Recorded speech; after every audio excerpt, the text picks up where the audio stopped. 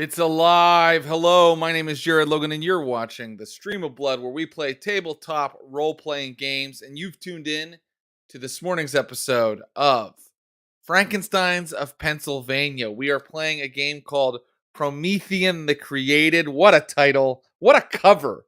Imagine just reading this on the subway. What this? Oh, it's just about bringing the dead to life, but you pretend to be those creatures.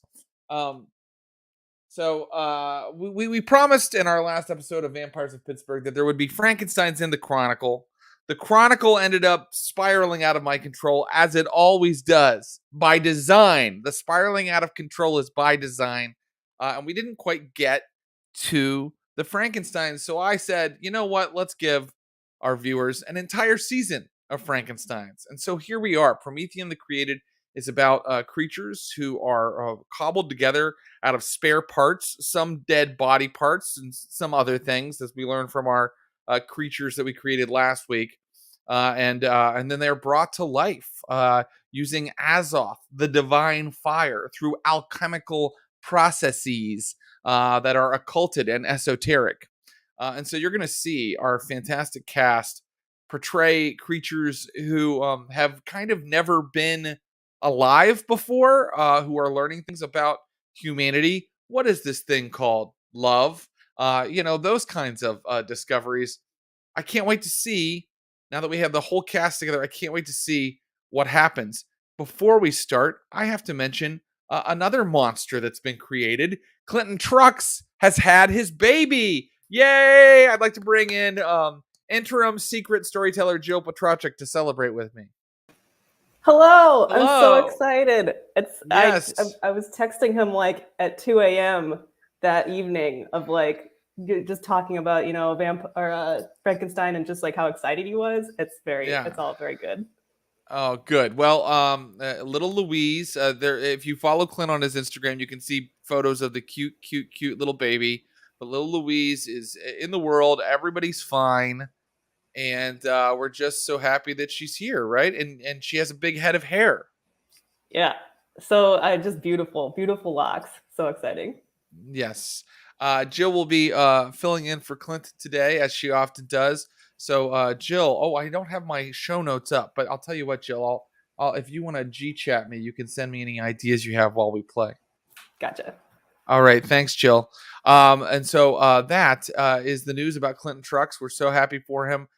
Find him online in our Discord, maybe, where we love to talk to you guys and tell him that you are happy for him. Congratulate him.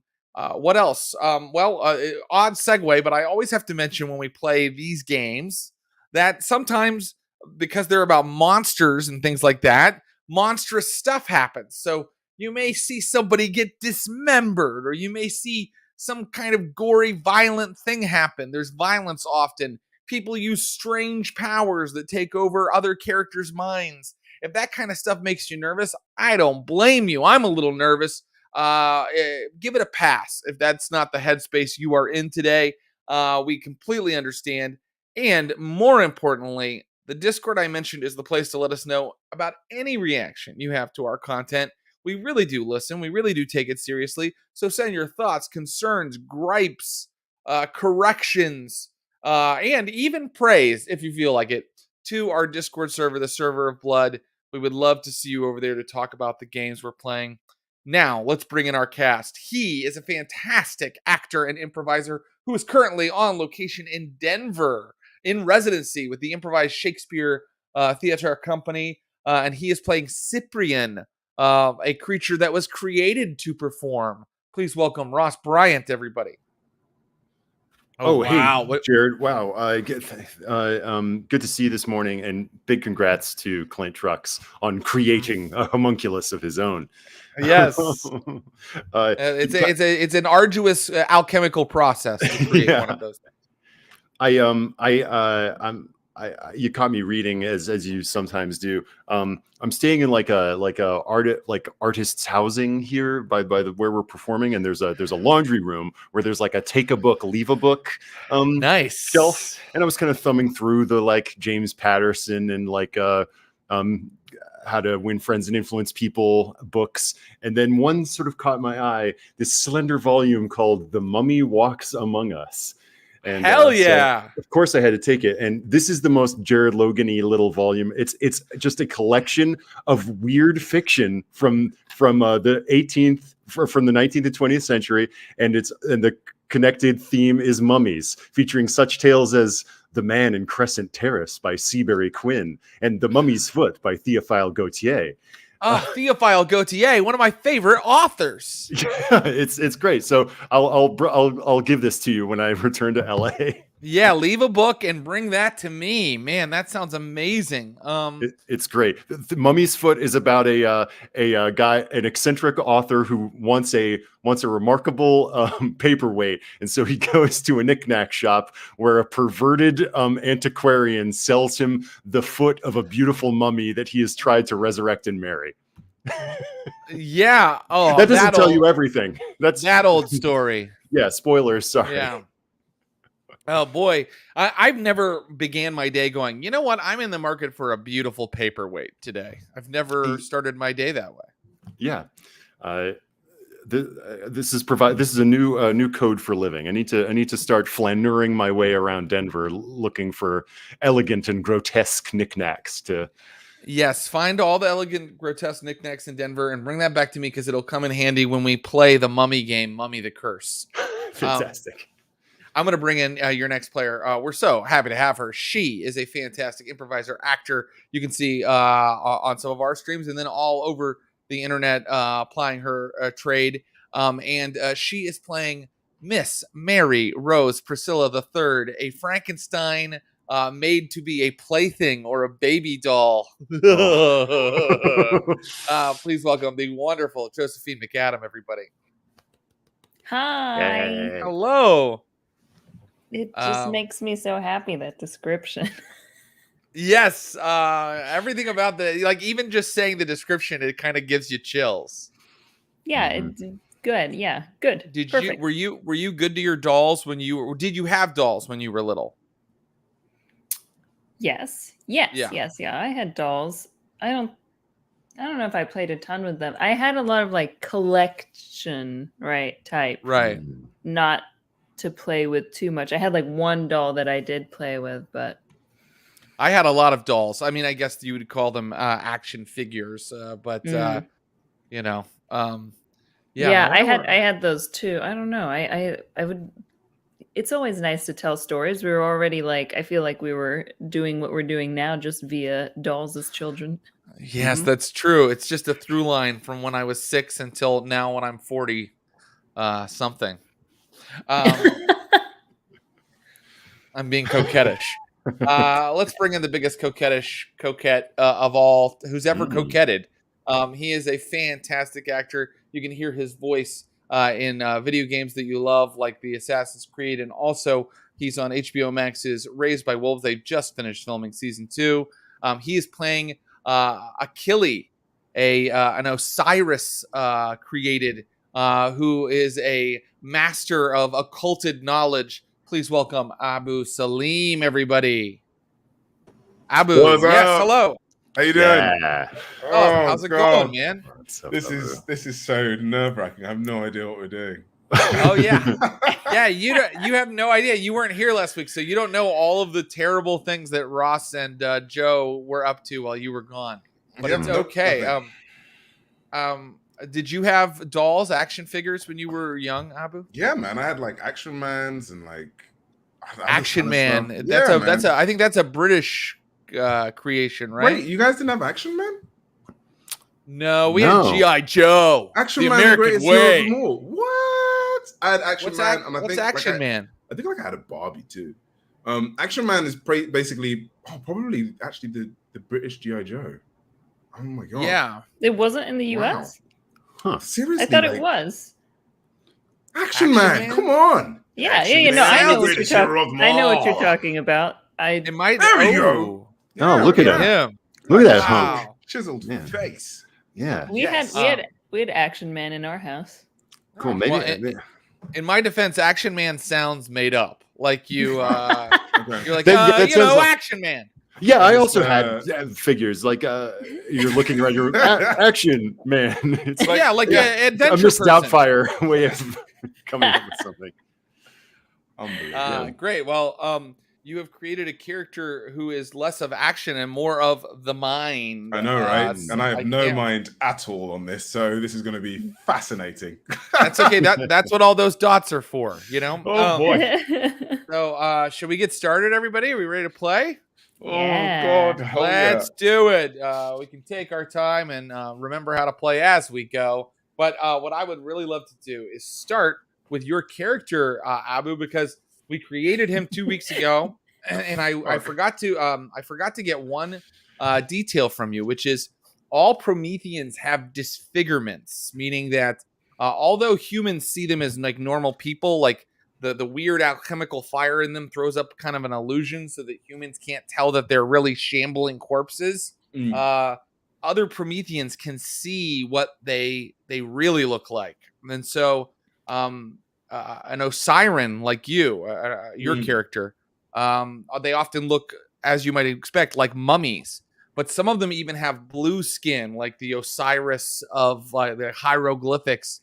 And every Osiren is missing a key part of its anatomy, because, of course, that is part of the legend of Osiris, and therefore the ritual that brings them to life. In the legend of Osiris is missing his genitals. And the goddess Isis must look all over the Nile River Delta to find his genitals. His junk. Yeah. But you do not have to be missing your genitals. I was going to say, what do you say, Jared? What are you trying to say, man? You can if you want, if that's interesting to you. But your character, you should just tell me what are Achilles' disfigurements, and what is he missing? I think he's missing his nose. Oh, interesting. And I think because of that, and perhaps he has like either like a clothed band that goes round his face, or maybe he wears like a mask of some sort that kind of hides the fact that he misses his nose. I think he's missing his nose. That's so fascinating because I'd like to now set a scene for you. I'd like to set a scene for you of the moment when Achilles first awakens, and when he does, he is seeing. It's like he's looking into the mirror, because when I was creating Achilles' creator, I also decided that he was missing his nose, and here he is. This is the first awful face you see when you awaken. Is your creator, whose name is Ubango, which means brain.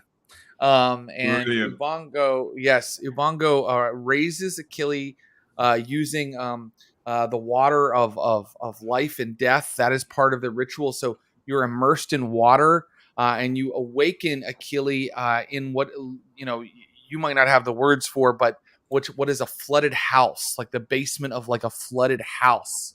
It looks like a suburban basement, not garage, basement with like stuff on shelves and maybe even like old board games sodden with water. But he raises you up out of the water, and you, like him, you can feel like you have no nose on your face.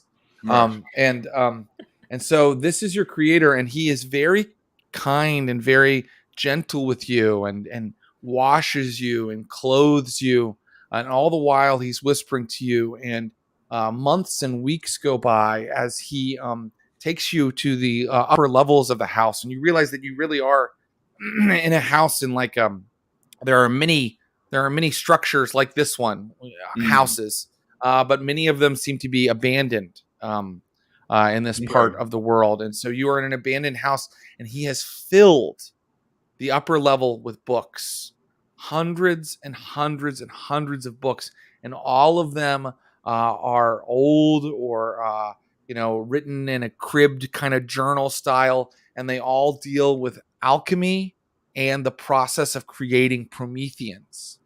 And so let me know, in your first weeks of life, your first months of life, like this person is very kind to you. It's the only person you've ever seen.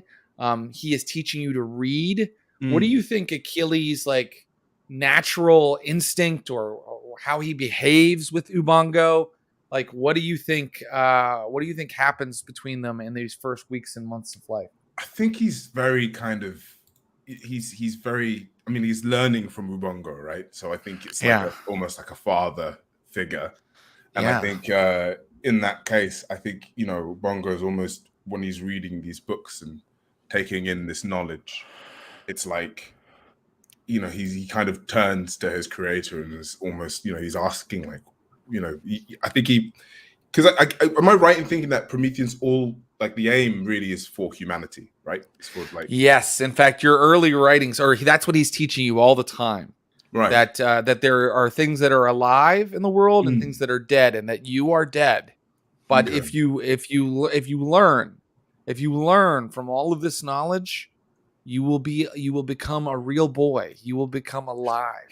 Pinocchio. That is what he's telling you. Yes. Yeah.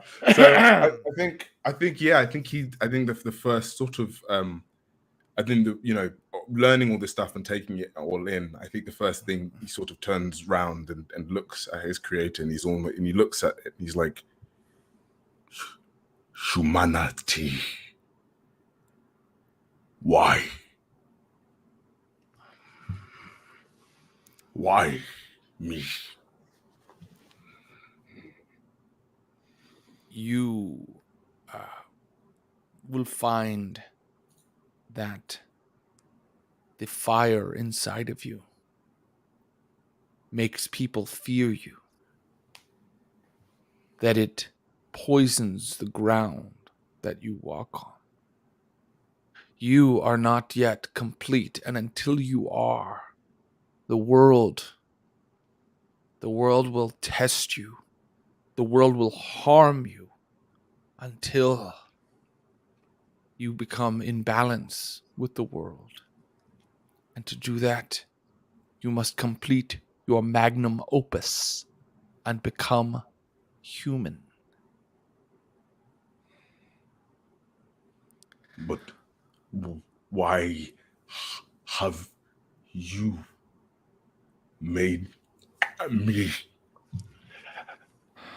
a necessary step? And he's like pulling big old books off the shelf. Your character's in no position to know that this must have taken him a century to collect these things. And he opens them up and he's showing you, and he's like, the creation of another Promethean, multiplicatus, is a necessary step in the magnum opus. Until you have created another, you may not attain humanity. And I'm sort of going to kind of retreat back and read into the books. Very good. One morning, you get up and you sleep. Let me just say, you can eat almost anything organic, including grass, bugs, and the thing that our friend Ubongo has not prepared well for you is food. So often you do find that you're just like kind of eating like the vines that are growing off the side of the house, like this like kudzu and weeds have kind of covered a lot of these houses, and that is what he has brought in for you to feed on each day. Also, you don't need a lot of sleep, so you're reading these books at a rapid rate after he's taught you to read. But one morning you wake up and he's gone, but he has left a note that when you have finished every volume in the house, then you will see him again. And he, in fact, you have been moving through the shelves in a very systematic order.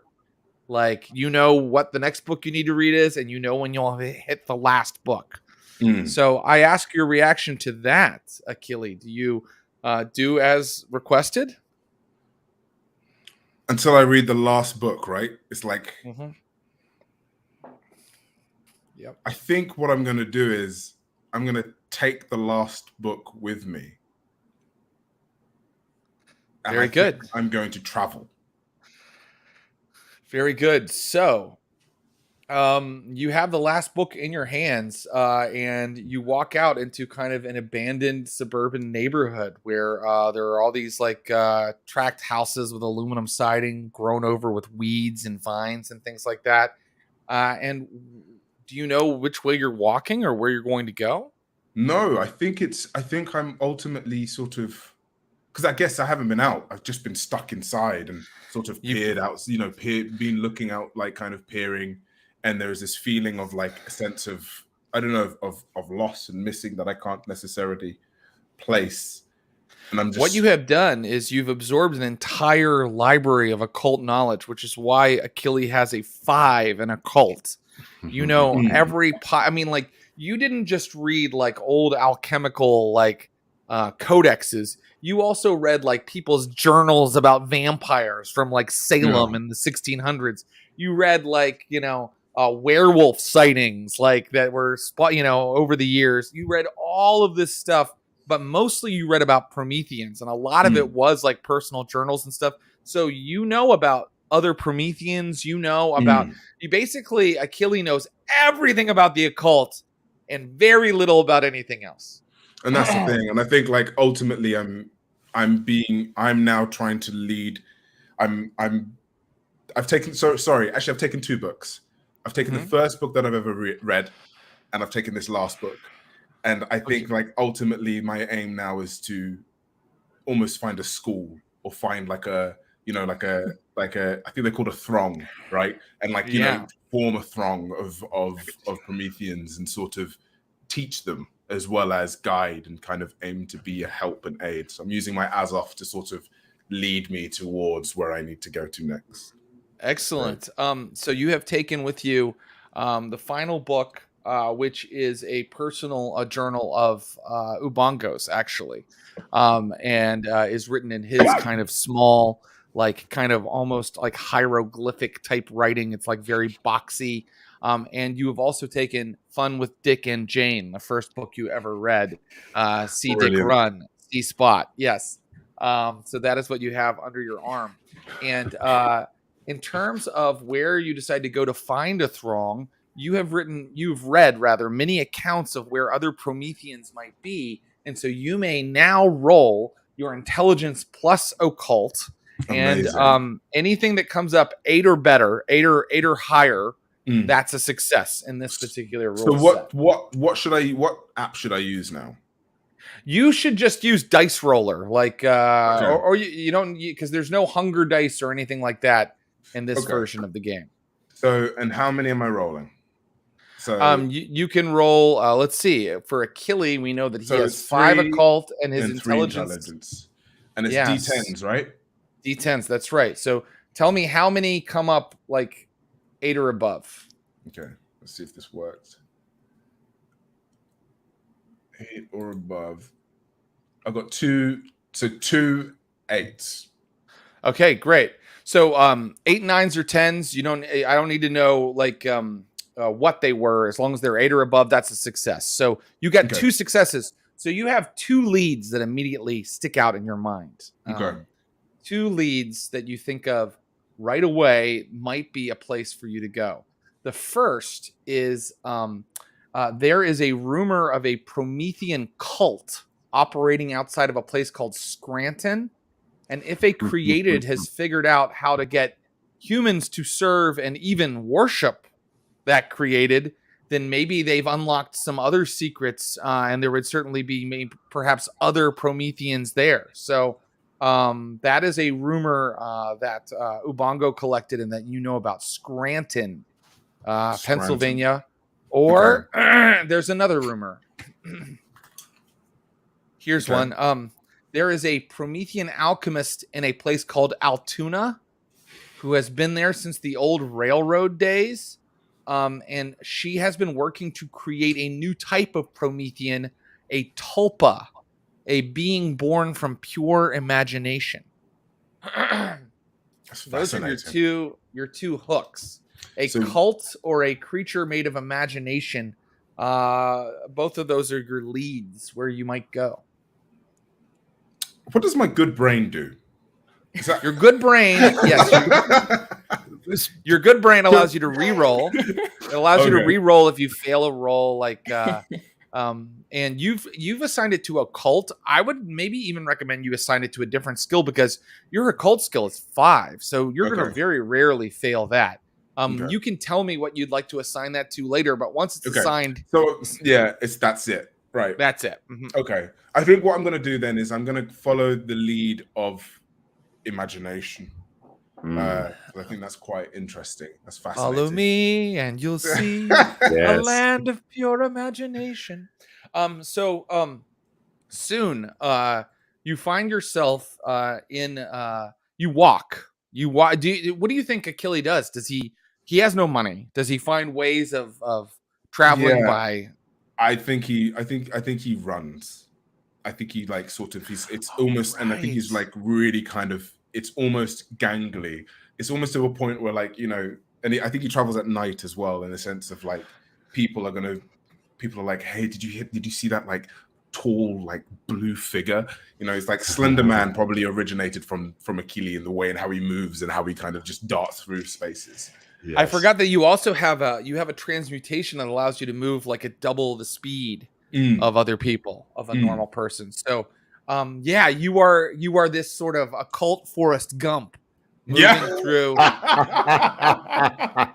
excuse me, moving through Pennsylvania, like along the highway, like running. And I'm just gonna roll something to see how you do.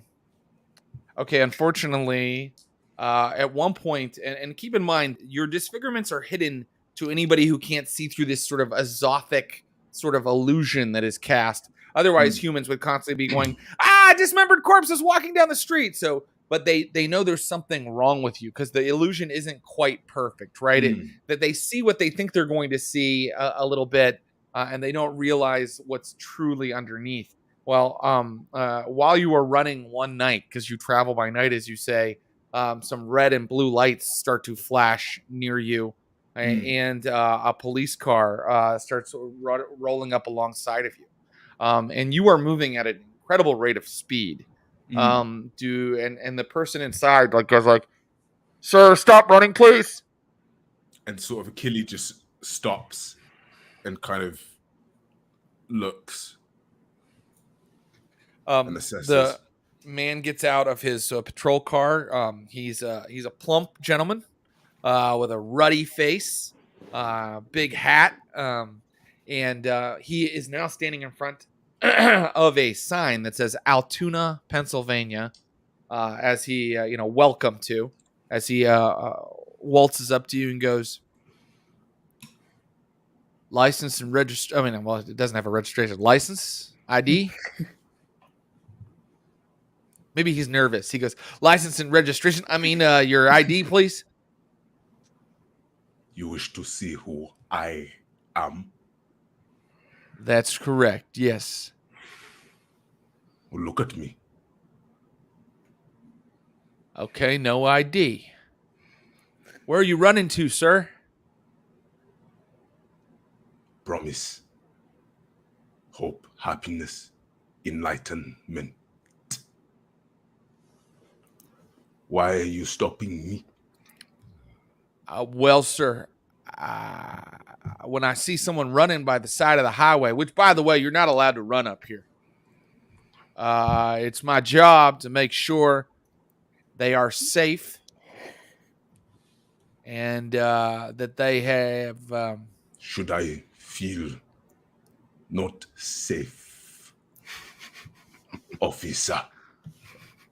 And I look at his name badge. Can I see his name badge? Yeah. And what does it say? Huggins. Huggins. Okay. And what is your name, sir? Achille. Achille. I think I'd like for you to come down to the station with me. We're just going to make sure that you are, Is it normal for Huggins to stop me running like me? Yeah, it is normal. It is normal. Why?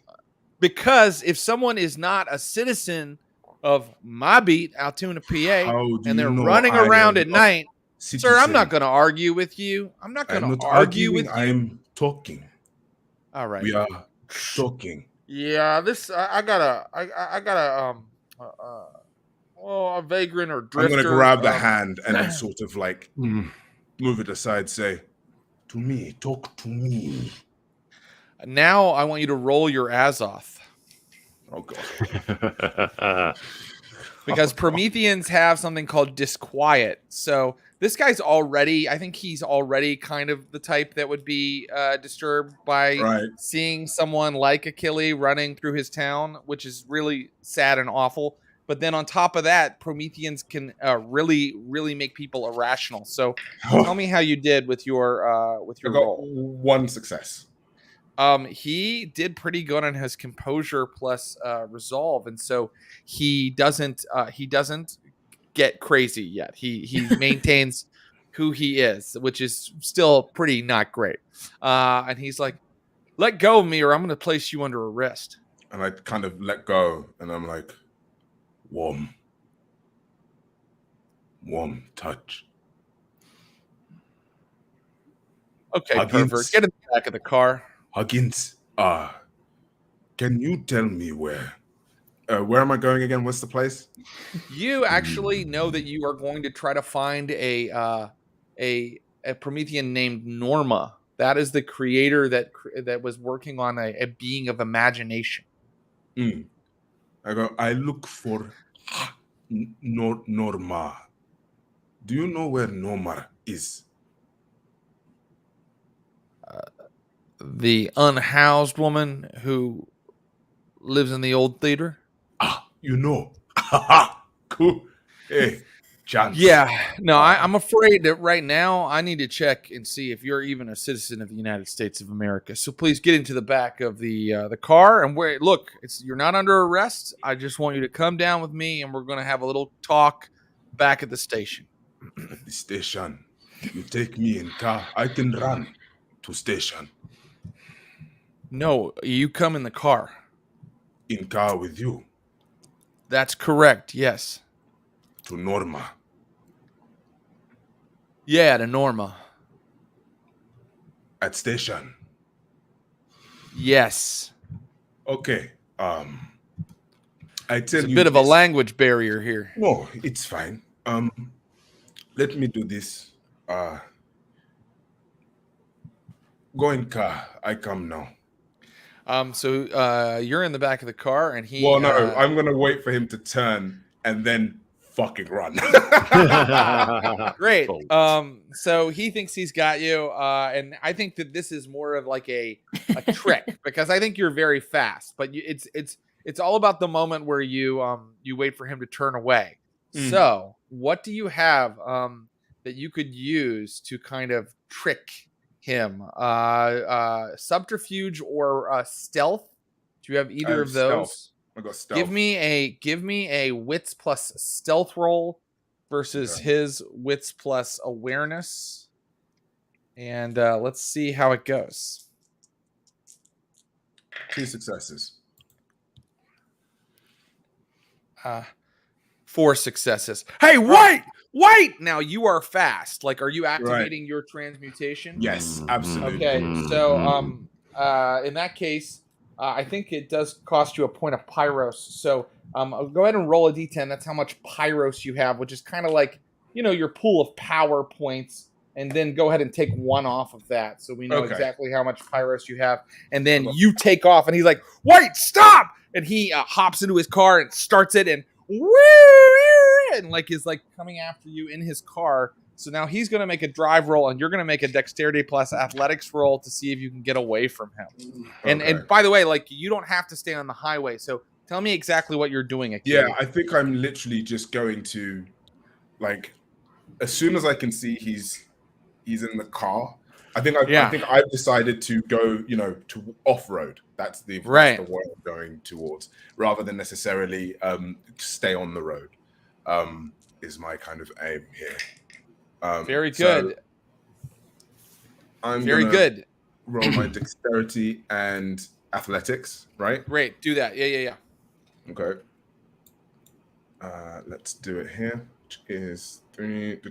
Okay, cool. All right, that is 3 successes. 3 successes. Okay, he only got let's see, 8 or above. He got 0. So he I'm gonna roll that he like tries to pull his like squad car off the road after you, and then is like going through some trees and quickly comes to. He doesn't crash, but he quickly comes to a place where like he can't drive through the trees. So he breaks his car, and now he's like trying to like back up the side of the hill, and he can't do it. And soon you are climbing down into the town of Altoona, and you are climbing down, a very kind of like a steep ridge through like very thick foliage, and soon you're among houses. And if you keep going deeper, you soon come to a place with a little band shell, and this kind of area that they've tried to make look like kind of an old-fashioned kind of main street from the early 20th century, and it is dark because you said you travel at night, so there is no one about at all. Maybe someone like closing up a shop way up the block, like locking up for the night, and these old-fashioned street lamps are all coming on. And so, am I right? So, what did he tell me? Norma, who lives in a theater, a movie theater. And up ahead, you can see an enormous old movie theater called the Palace, and it looks like it's all shuttered up. I'm gonna sort of walk over there slowly. Roll your Azoth again, please. Okay. Oh boy! Oh boy! Oh boy! Oh boy! Rolling some Azoth. No successes. No successes. I would like then for Cyprian and Mary Rose Priscilla III to roll their Azoth. As you wish. That's just we just have one for Azoth? You have just one. I think Cyprian has 2, and Achilles has 3. Mm-hmm. Yeah. I got 1 success, but it was a 9. Does that mean anything? It doesn't unless you have some powers say 9 again. Understood. Anytime you roll a 10, by the way, you can go ahead and roll that again and Great. see if you get more successes. In that case, I okay, so 0 here. That's okay. Cyprian, your Azoth flares for a moment. It feels like a fluttering in your chest. You guys are ensconced after your little scam in an alleyway away from that square you were in earlier, which, as I just described to Achilles, probably sounds familiar to you. Yes. Yes. So let me know what you do when you feel that flaring of Azoth, as you felt when you met Mary Rose. Oh, yes. And maybe even Mary Rose just hears like a faint, like, as like clockwork comes to life inside the chest of Cyprian. It's like,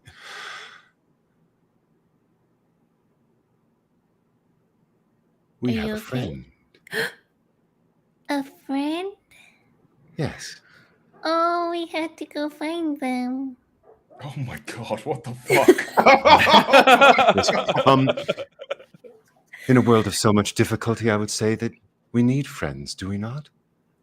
Yes. Will you join me, little one? I would love to. And Miss Mary Rose will like climb up your arm. Yeah, and then, right. Yeah, and like sort of like sit on your shoulder. So you're great. And I think coming out of the shadows, maybe Achille, as you if you're going through the street, what you see is like just like a very tall, thin person emerging from an alleyway with what looks like a little child on their shoulders. Little like Victorian dress covered with a little bit of blood, a little bit of dirt, tattered. And as the face comes up, it's like just incredibly androgynously beautiful, but also just like slick and dead as carved ivory. Would Achilles see your true form though? Yeah. Yes, Achilles will see your true form. Okay. So and like when I say like slick and dead, like a literal mask. Just like wow. Okay. Empty eyes looking at you. Yeah. So when Prometheans meet each other, and Achille, you would know this because you've read everything about Prometheans. They do something called taking the measure. And taking the measure allows you to kind of not just kind of look them over, Achille, and find out what you think of them, like just from based on their appearance, but you can actually look at their Azoth a little bit and see how tormented they've been. See kind of like how much experience or how much they've refined their inner fire. And so I think it'd be cool for you to do that. Why don't you want to try definitely. that? Absolutely. Okay, give me a wits plus I think let's make it a cult. Okay. And so what I should have described is that she is made of part dolls and human corpses stuck together. Jesus Christ. Okay. And you're looking at like a clockwork corpse with a mask sort of like attached to the top. So I've got okay, that's wow. Okay, I've got 2 10s. So does that mean that I can re-roll 2 more? Yeah, you can re-roll those 10s and see if you get more. Oh, okay, nice. Then I got another 10. Great. Cool. So keep that's going, 3, right? Yeah, keep going. Okay, then nothing else. So that's 3 successes then. 3 successes. So I'm going to say that you know instantly that Cyprian, the tall one, is of the Galatean lineage, and you know the story of Galatea and Pygmalion, and how they are endowed with the breath of life, the breath of Aphrodite.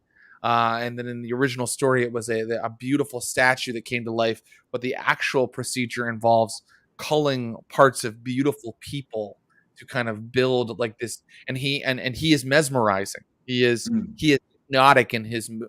They are hypnotic in their movements, in their appearance.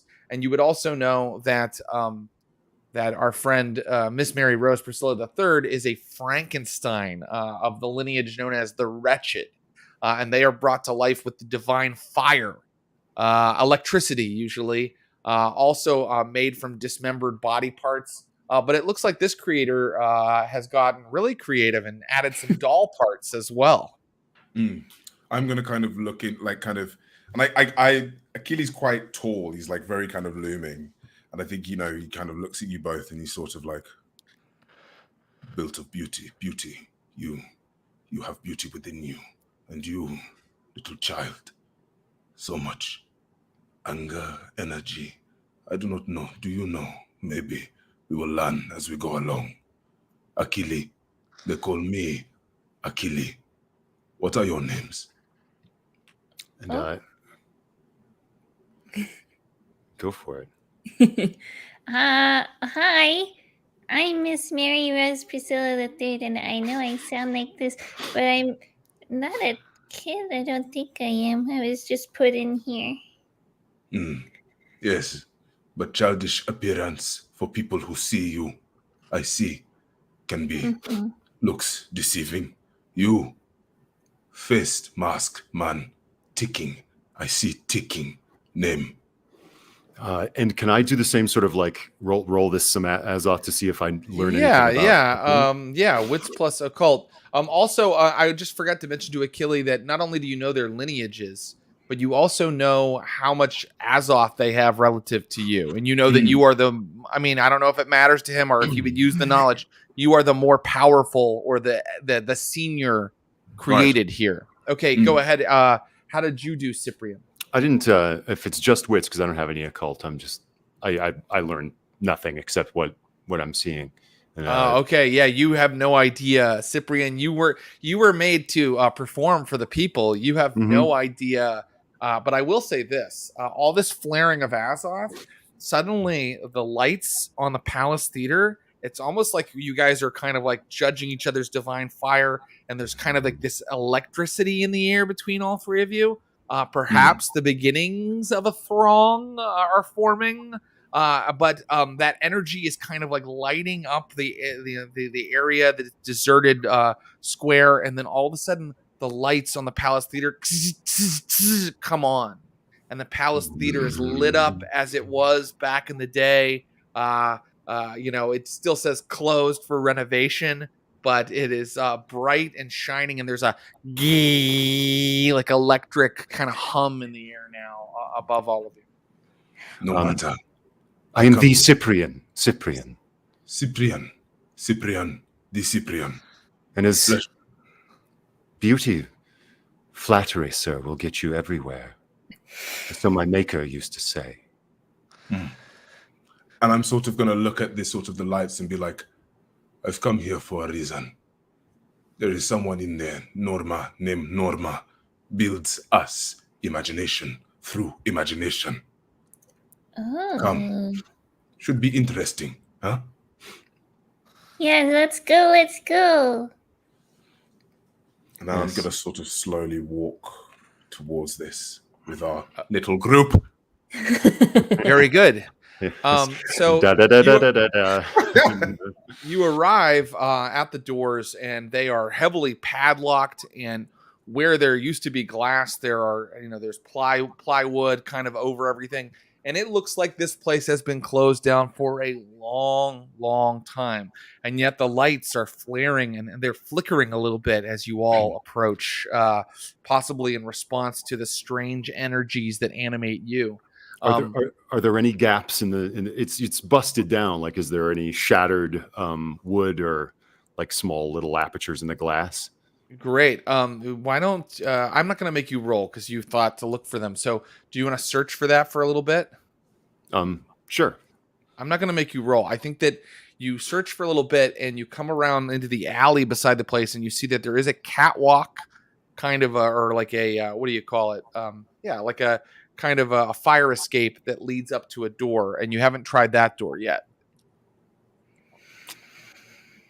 Great. And I assume this catwalk would take a bit to get up to. No, I mean, you guys can just go all up that way, or you can start pounding your way in through the front by kind of ripping the locks open and stuff like that. It's up to you. Which way? Both very equal and easy to get through. Do you want to go in the front, or do you want to go up? Maybe one go out through the front, or two go through front, and then I will go to the top, or small one goes through. Sorry, Priscilla, you go through the top. The top? Are you sure? She sort of like looks at the front and like hops down from the Cyprian's shoulders and like sort of counts out a few steps back. This door very easy. I'm going to kind of step back a bit and be like, show me. Okay. And I'm going to use battering ram and just... There it is. Okay. We've come to a closed door. So let her rip. Battering ram is in a combat I might make you like kind of roll for things and stuff like that, but I think in this particular case it's a transmutation, isn't it? Yes. Okay, let me make sure that if you need to spend pyros, that is important. So okay. Let's do that. I don't know what you lot rolled last week, man. I'm like, what you're gonna find out is that Miss Mary Rose is your muscle. That's the thing to know. So, battering ram. I think you're gonna roll your strength plus brawl and just spend a point of pyros, and I want you to roll just to see what kind of crazy skills, what kind of crazy successes you get. Oh, okay. So you said strength plus brawl? Yeah. Okay. Okay.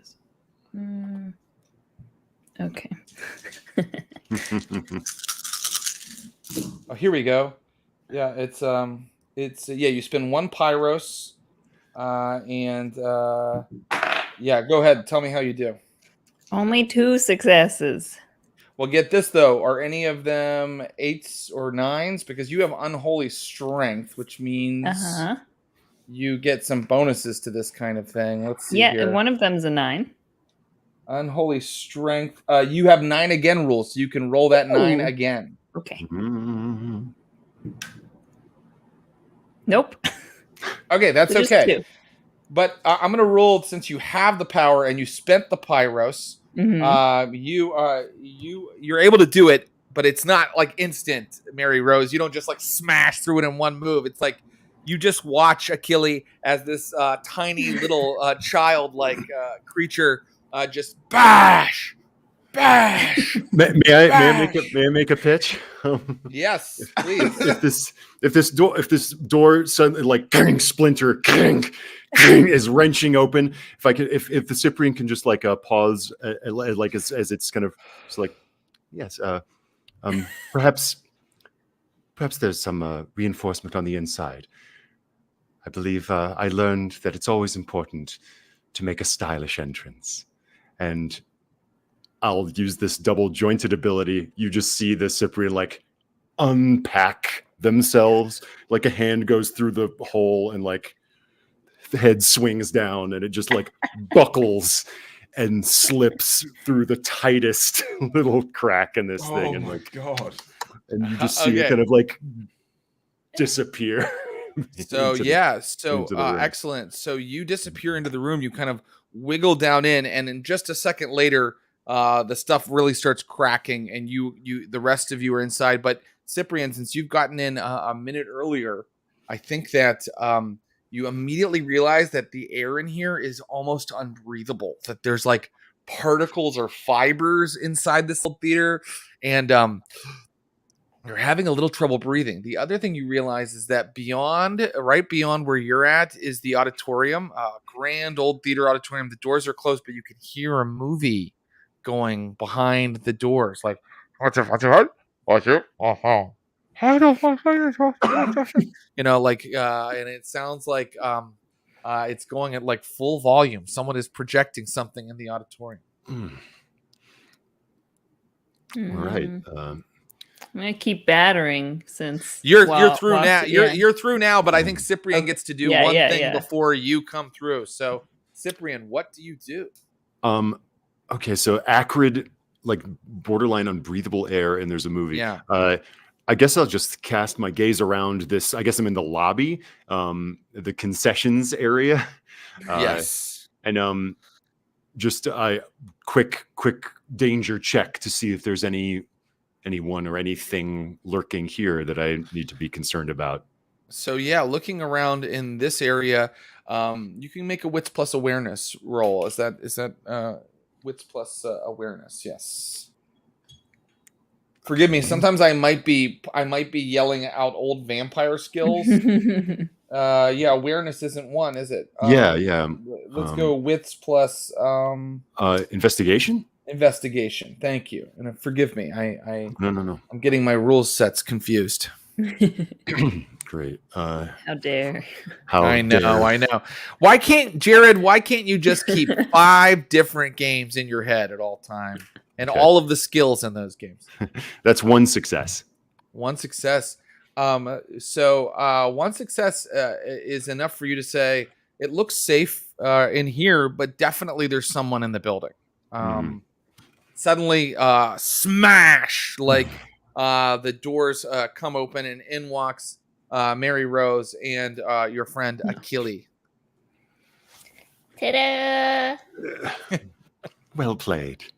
Like just a little flourishy bow, and you might want to. Yes, you may want to cover your face somewhat. Although it seems our friend has that somewhat well in hand. It's true. It's so true. So yeah, you guys are like immediately like the air in here is fouled. You don't know a lot about science, I don't think. Does anybody have any science dots? No. Nope. Okay.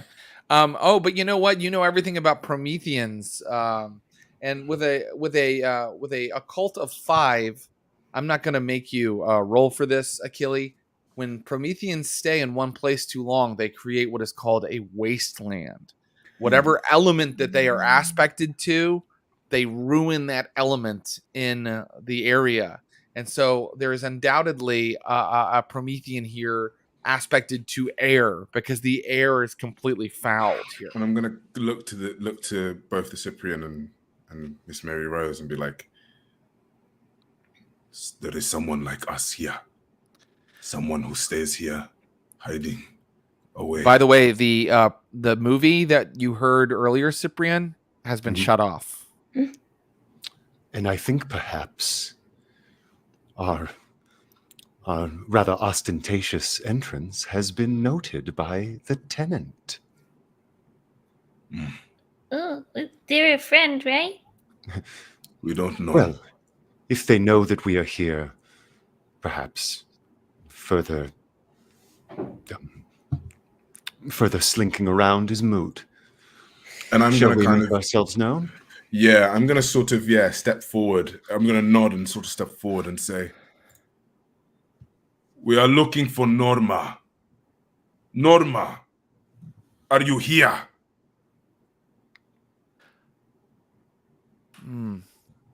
I need to make a decision using dice. Can I do something in the background? You may. Please, oh please. I would just like to dive into the concession stand and hoard as much of whatever I can find there in pockets and hands, and just for later. Yeah, so someone has squirreled away snacks here. They look like they weren't originally sold by this theater. It looks like someone has knocked over a convenience store, but only taken the candy aisle. And someone has been experimenting with using this popcorn popper on Nestle Crunch, on just a big ear of corn. They have been really experimenting with foods back here. So you now have some foodstuffs that you can use. And I love that little Mary Rose is just taking and hoarding candy. Candy. Yeah. Sweet, delicious candy. Well, we have to eat, so. Yes. Yeah. Wits plus investigation while you guys are kind of looking around. Okay. Great. Well, one success. Okay. Three. Ooh. 3. Yeah. Okay. Achille, you I got definitely 4. Oh yeah. Yeah. 4. Ooh, Oh no, dang. it's Mary Rose. Mary Rose, you definitely hear footfalls above you, and you think it's probably in the area that would be like the mezzanine of the theater. I feel like I'm eating a candy bar, like pointing. It's that's awesome. I think So there are stairs. There are stairs. I'm sorry. There are stairs leading up, like where the audience would go, or you could go into the auditorium and try to get up that way. Or a third thing I haven't thought of. I think I'm gonna look at the Cyprian and Mary Rose and be like, do we take the stairs? They I think they know we are coming. I Yeah, suppose although at this point surrounding them, I think might be perceived as a threat. why haven't they come to say hi? Yes. they are probably frightened. Never have seen people here. Door bolted, locked. They are afraid of human life, probably our life. Oh, We mean you no harm. I might. Great. Are you going up the stairs as you give this speech? Yes. You break into the mezzanine, and someone has turned off all the lights in the auditorium. There was a movie going earlier, but it's completely black as night in here. And a little bit of light is shining through the door you're coming up through, and you suddenly hear, "Halt! Friend or foe?" Cyprian's hands go up, and friend, I assure you. Do all of you enter? Yeah. You hear Cyprian in the dark the clanking of something metal. The kind of like. yeah, Well, let me tell you what I have in my hand here, young man. This is a 38 Magnum revolver. And I don't want to have to use it. I want to like you, but I'm not sure if I can trust you. So you're going to have to give me a real good reason not to fire this thing. And then all of a sudden, click, click, someone has turned something on and like, dun, dun, dun, dun, dun, type music starts playing in the background. Oh, well, I assure you that we are, at least have some sort of accord, for I can tell that I am dealing with someone who, like myself, has a certain flair for the dramatic. Yeah. And you know what would be really dramatic? You falling dead to the ground. No need for that. Can I try and scurry away silently, like from this? Like say I like sort of step behind the legs and then kind of back and try to get closer to this where this voice is coming from. You certainly can. Stealthily, if I could. Using stealth. Why don't you give me a dexterity plus stealth roll? And I think that it'll be versus this person's ability to pick up on things like that. And does small framed add anything to it? Wasn't there something? Why don't you? It should, right? I mean, why don't you go ahead and I think it gives you at least an extra die. Let me see. +2 bonus to hide, go unnoticed, or otherwise benefit from your size. Ooh. There you go. Good thing you had it ready. 2 die. Give yourself 2 extra die. Nice. And am I right in thinking that can we sense that this being is not necessarily? Do you know what I mean? Like, is it human? Is it? Oh yeah, you can roll Azoth if you'd like. You can roll Azoth and get the measure, even though the creature isn't visible right now. I got 1 success. Yeah, your Azoth flares off of this thing's Azoth. You were dealing with a created. So I'm like, I said, you, not human. You are simply a being. The hell I'm not. Good. Neither are we. See, well, I'm as human as they come, mister. So you seek for humanity. I don't seek. I find. And I find that I'm getting pretty fed up with this little diatribe of yours. And I feel like at this point I may face plant as I rolled 1 success in my and trip over something like. Okay. So you face plant and suddenly like like the 10 Commandments starts playing on the screen, like dun dun dun dun dun dun dun dun dun dun, and then out of the projection booth, now that there's light, comes this guy, and he's dressed in like a 1950s suit with a 1950s fedora on, and he's got a really big face. His mouth goes a little too far, and his eyes are a little too large and expressive. And he's holding a gun, and he's holding it right at Mary Rose Priscilla, and is like, "You tried to sneak past me. That's not fair play." And he's gonna fire. Oh no! Oh Jesus! Okay. Everybody can do something though this round. So first, the person who's being fired upon, Mary Rose Priscilla III. What would you like to do? Is he at point blank? He's at point blank, so I'm even gonna maybe even give him some extra dice. Okay. Perhaps this would be when I could maybe use. Oh, let me see. I forget what they all do. What is my choke hold? I'd have to hold him first, huh? You have ground and pound, which you can hurt people that are already down on the ground. And I also choke hold. So after successful hold, choke, grapple, maneuver to knock unconscious. So I guess I need to do the first part. I will try to like climb up on him in that time to try and grapple him.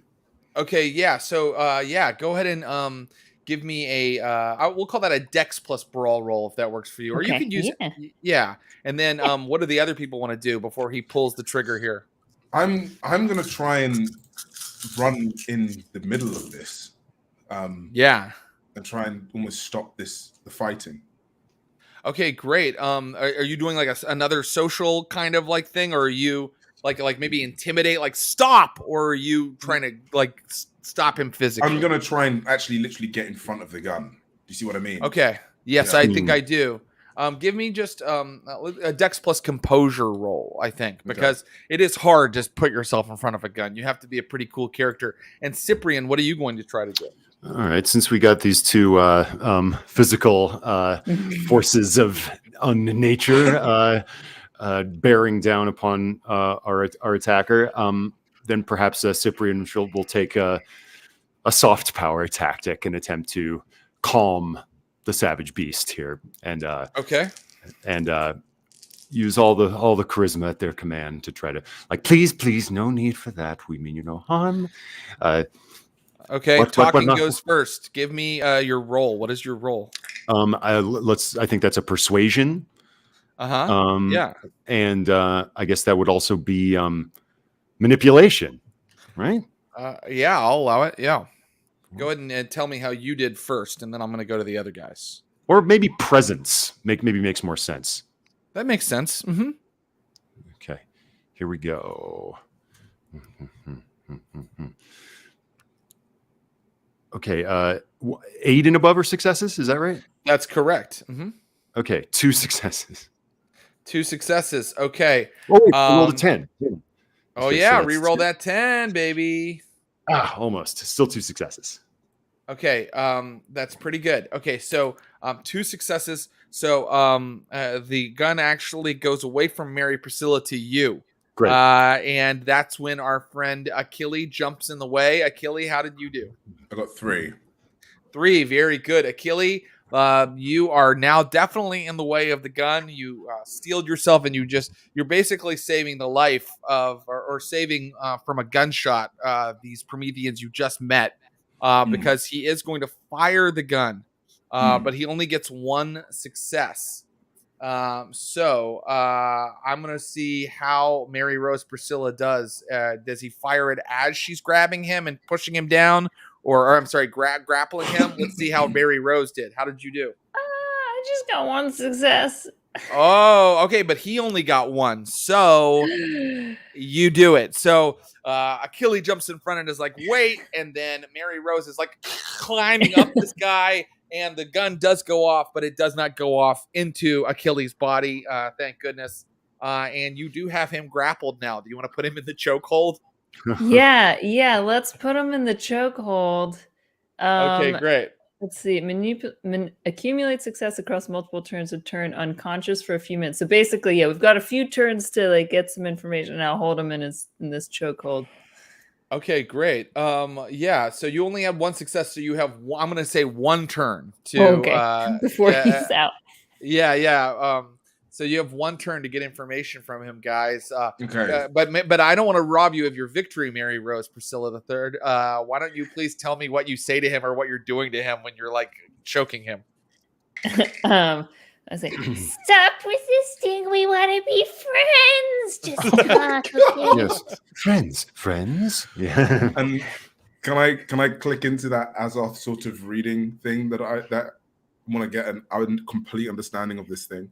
Yeah. Well, so anybody that's powerful enough, you already did roll that, and you sensed him. You knew he was a Promethean. How many successes did you get on that earlier roll? Oh God, it wasn't very many. I think it was 1, right? Yeah. Okay. So all you know is that this is you would know this. The air is fouled here. The element that governs the Galateid lineage is air, like Cyprian here. So this is another Galatean. And he has stayed here long enough that he has fouled the air in this theater. And in fact, right now, I'd like a stamina roll from everyone. Oh, Jesus. Buddy. Just stamina? Yes.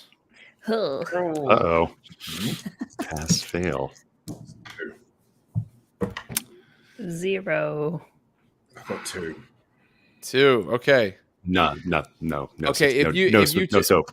That's okay. If you took your health, you need to take a health damage if you failed, which that means Mary Rose and my friend Cyprian, you take 1 level of health damage right now. Thank God I got no nose. Thank goodness. Maybe that's what's helping somehow. you. Yeah.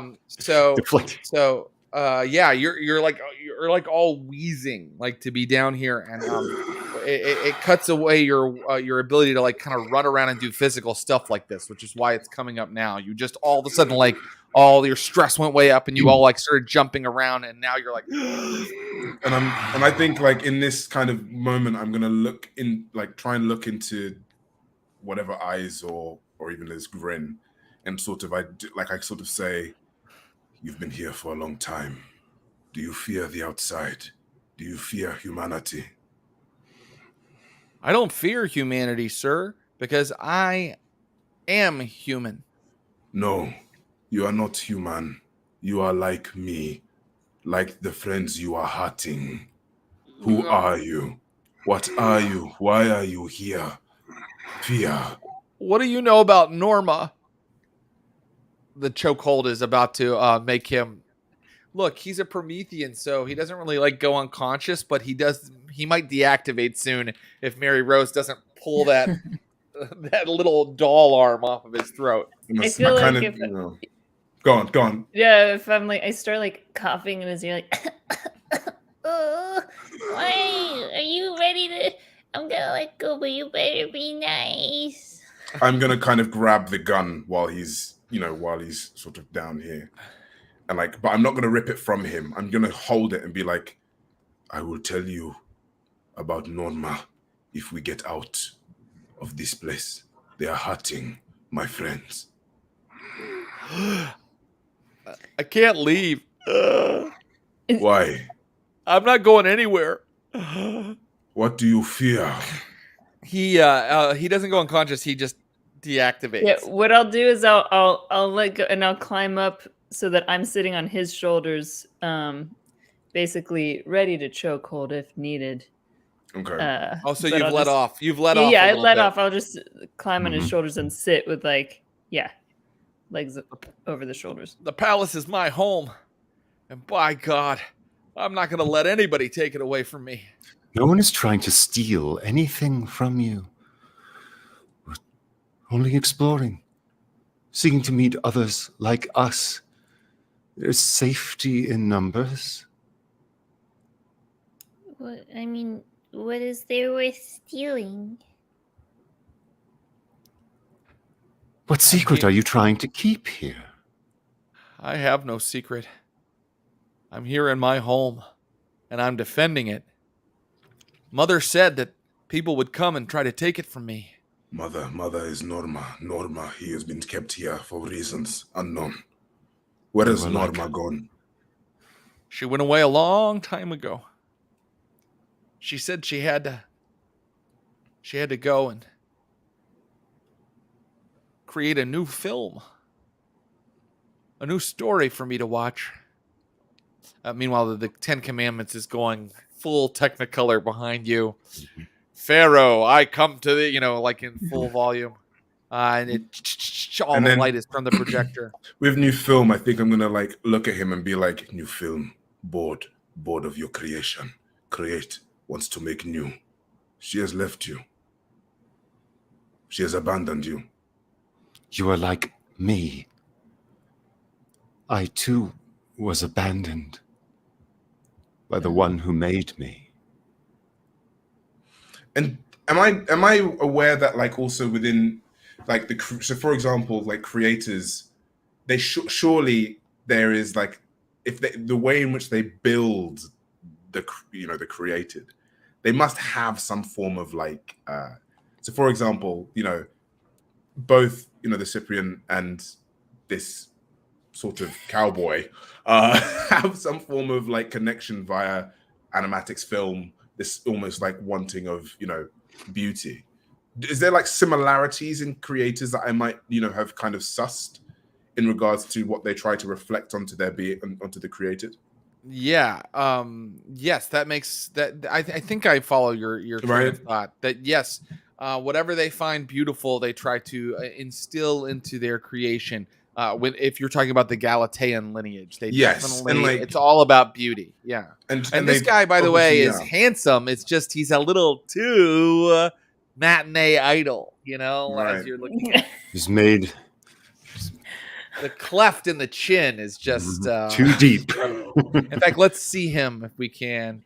There he is. Oh, yes. Jesus. That's Gene. Gene. Oh, Yeah. boy. But am I like, because I'm It's like a warped Ronald Reagan. Young Ronald Reagan. Yeah, exactly. But surely there's like a sense of like, for example, new film, the idea that maybe the creator got bored of this, of this creation. Yeah. The idea that it's very kind of typical, of this seeking of more knowledge or seeking of something more beautiful. Do you know what I mean? That kind of vibe. Yeah, absolutely. So you are interested in maybe what this this creator, this person that made Gene, if I'm reading you right, what their mindset was or whatever. Exactly. So tell me how you would look into that. Like you're in definitely their strange laboratory, and it looks like based on how Gene is talking, and I don't know which of you might be aware of this, but just he talks like the movies, he talks like I think this is Cyprian is really seeing like another version of themselves. I think whoever the Galatea that made the Cyprian was a little bit more of a classicist, like it was literally doing like Ben Jonson plays and stuff for them. Yeah. And whereas this whoever made Gene was recreating the golden age of cinema in That's this. right. Okay. I see you. I see you. Whoever made you became bored.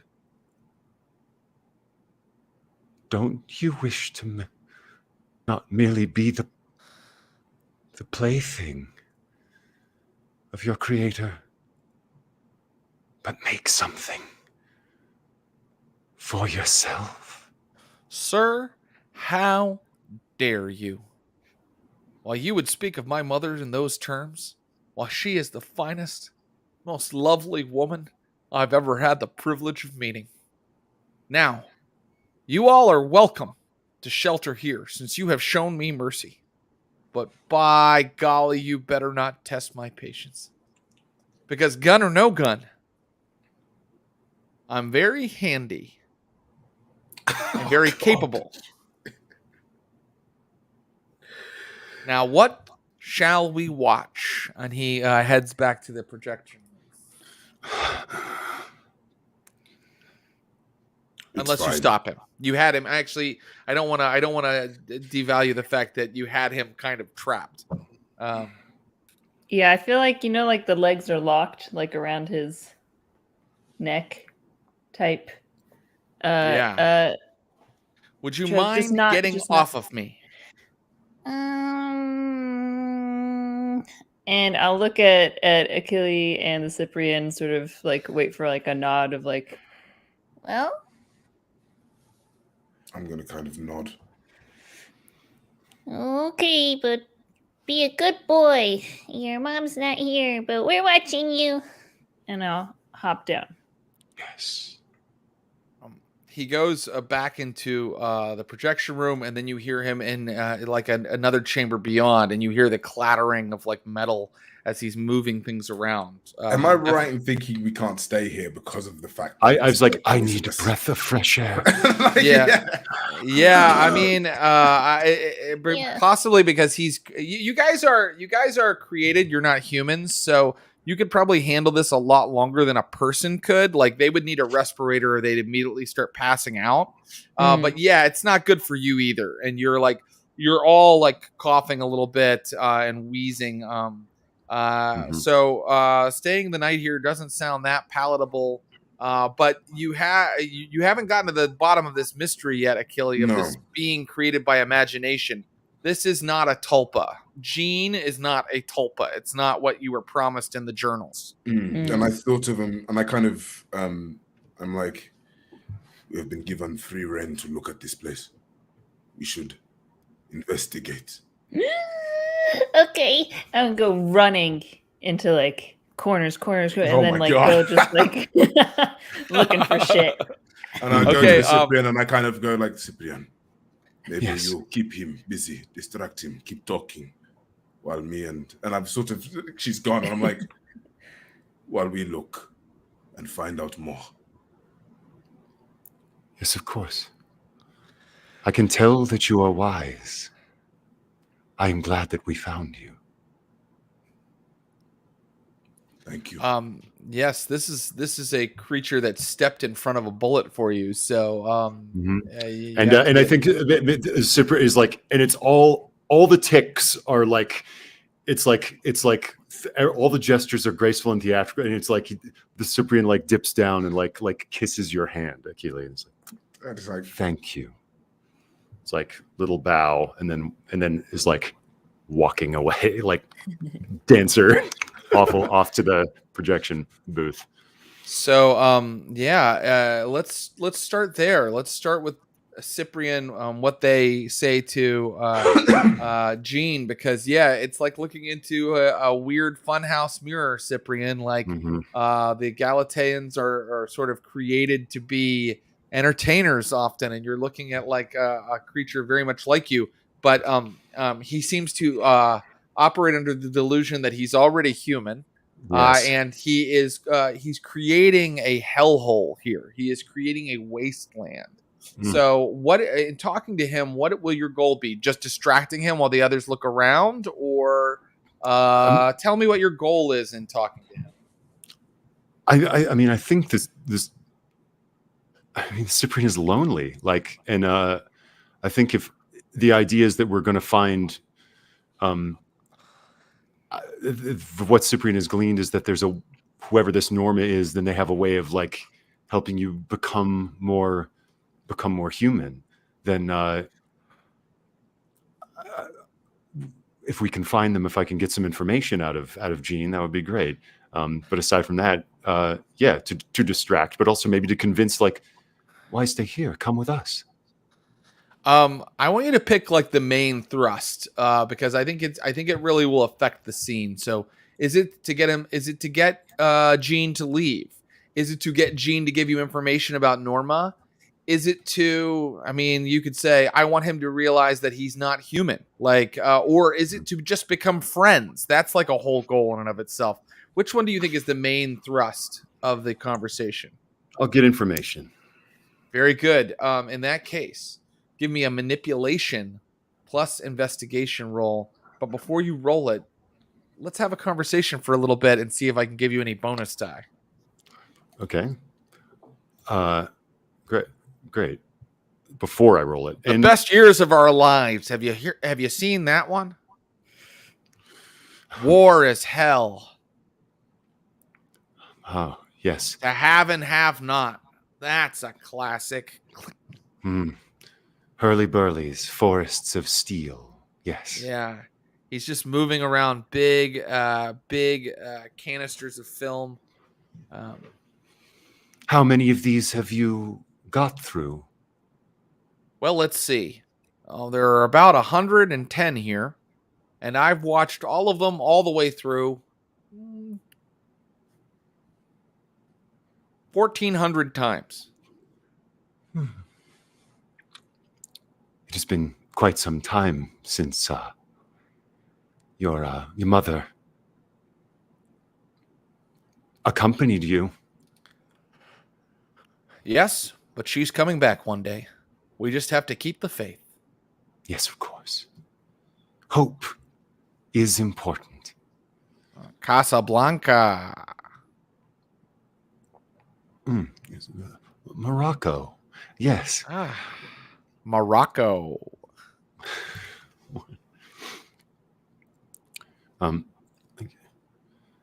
I think the third man. And he starts spooling the projector. Mm-hmm. The first thing I remember is performing for my creator. Did you perform for yours as well? My creator had me watch the films. That is how I have become human. Yes.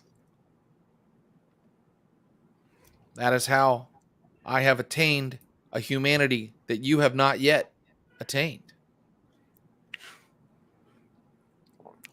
Not all of us are so fortunate. Fortune is a wheel that spins, and some find ourselves on the bottom and some on the top. Yes, the bottom. Roll manipulation plus investigation.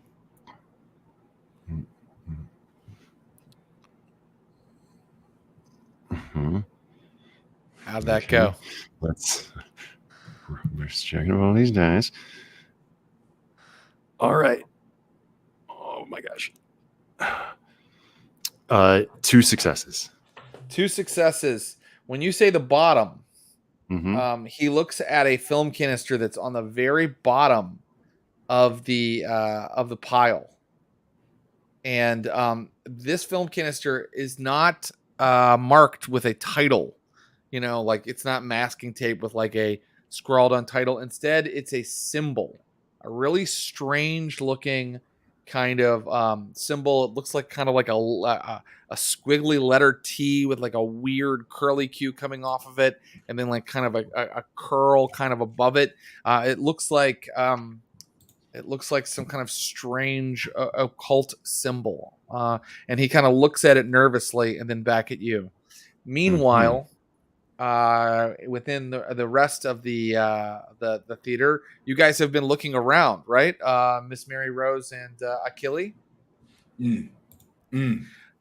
So you can make an investigation roll. You can make we could call it a wits plus investigation roll, but actually if you're spending all night kind of really trying to find out everything you can make a resolve plus investigation roll actually. Okay. If you don't have investigation, and Achille, I'm looking. Oh, you do. You have 3 in investigation, so you're pretty good at that. Okay, I got 2 successes. Great. How did you do, Miss Mary Rose? Are we allowed to use wits instead, or do we need to use? You can use wits. Yeah, you're doing it more like a little scavenger, not like a I'm going to find something. You know. Do we re-roll 10s? You do. Okay. So 10 again. That's a really cool little trick there. Yeah. I like it. Just 1 success. 1 success. Okay, so 1 success is enough, Miss Mary Rose, for you to find the gun that Achille has put down at some point. Okay. And you now have the gun. Yeah. And it's Achille, you are looking everywhere for evidence of some kind of laboratory, some kind of occult ritual. I mean, really what you're looking for, Achille, is books, and you were unable to find the books, but you both find something together that you don't really like. Dawn has come, and outside people are gathering. They're gathering in kind of like hazmat suits. And one of the people that's gathering, you looking out like the upper windows of the theater, is is Huggins. Huggins and another cop. So people are here, and let me know what you would like to do. So I'm gonna kind of look to Mary Rose and be like, that one is a friend of mine, but not a very nice one. We need to go. We need to convince this being to live with us. We have to leave, but this is his home. We will make another home, a new home, a better home. But right now, we cannot stay here. Okay, let's hurry. Both of you need to make stamina rolls for me because you've been looking all night, and even though your stamina is a created stamina, and Cyprian, you need to make one as well. 1 success. Oh, wow. Okay. None. Okay, you need to take a point of health damage. How much health do I have, by the way? Because that's not on my it's a 5 plus your stamina. So, we didn't fill it in, but it would be 1, 2, 3, 4, 5. Yeah, 6, 7, 8. Okay, cool. So, all right, you've taken a point of damage, and Cyprian, it sounds like you took another point. Yep. Okay. So, yeah, not doing so good. Okay, I'm keeping track of this. Achille is at 1. He's taken 1, and Mary Rose has taken 1. Because Mary, you don't take more if you got a success. And And Cyprian, you've taken 2. Okay, so you're wheezing as you head back up to the mezzanine to warn them or to talk to them. And you arrive after they've had this long conversation. And Cyprian, you have found something out, that whatever that canister is on the bottom, it makes Jean nervous. Yes, I want that thing. And I times of the essence here, I guess. Well, so I think maybe as you come up, I think the investigational tactic is maybe turning as Cyprian is maybe realizing, like, okay, you want to be a romantic lead? I'll be your main squeeze. Like, if you give me what I want.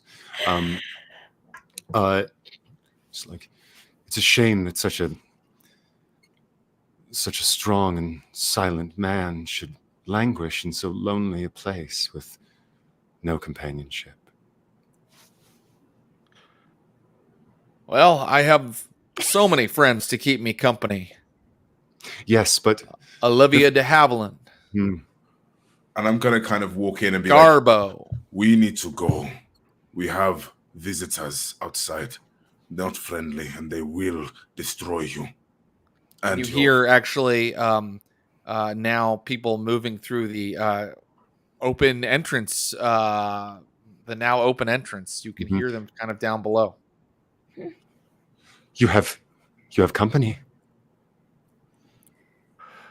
Well, I just have to explain to them that this is my home. No, you will not. It doesn't work that way. Listen, either you come with us or you stay. We have not found what we need here.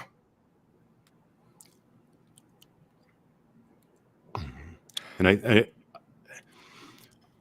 he's trying to decide. He seems really torn. Go ahead, Cyprian. And it's like, please, the idols of the screen are wonderful friends, but I think you might find our friendship more fulfilling. And just my finger is like on his face. Very good. You may use mesmerizing appearance. Wow. On Jean. And on top of that, you need to roll something, but let me see here. So you can use Pyros to improve your social skills. Oh, great. Yeah. So let's see what that means exactly. But I think that it means my mesmerizing appearance gives me 9 again properties on social checks involving beauty, and I can spend Pyros to roll failed checks.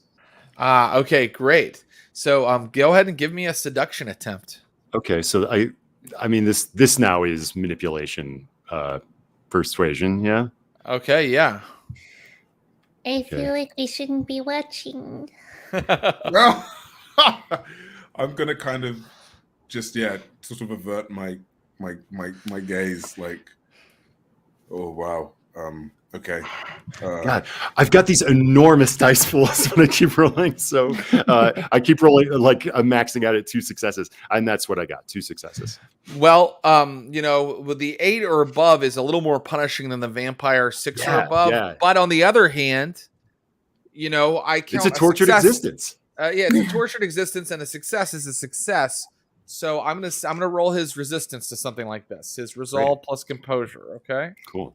And let's see how he does. 2 successes was what you got. Let's see how he does. And remember, you can. Well, you didn't fail, but if you want, I'll allow you to spend Pyros to re-roll. Here, let's see how this goes. Don't you think you deserve someone who's a match for 3 you? 3 successes. Chemistry? He's like, "Who you really are a piece of work." And he pulls you really close, and he goes, "But we were never meant to be. The lives of 2 people don't amount to a hill of beans in this crazy world, Cyprian." And he pushes you away, and he's like, "I'm just going to go and have a little chat with these fellas." And he starts, and by the way, he doesn't even walk down the stairs. He does like a Bing Crosby, Fred Astaire kind of thing, and then he starts dancing down the stairs to go talk to them. I go to try to...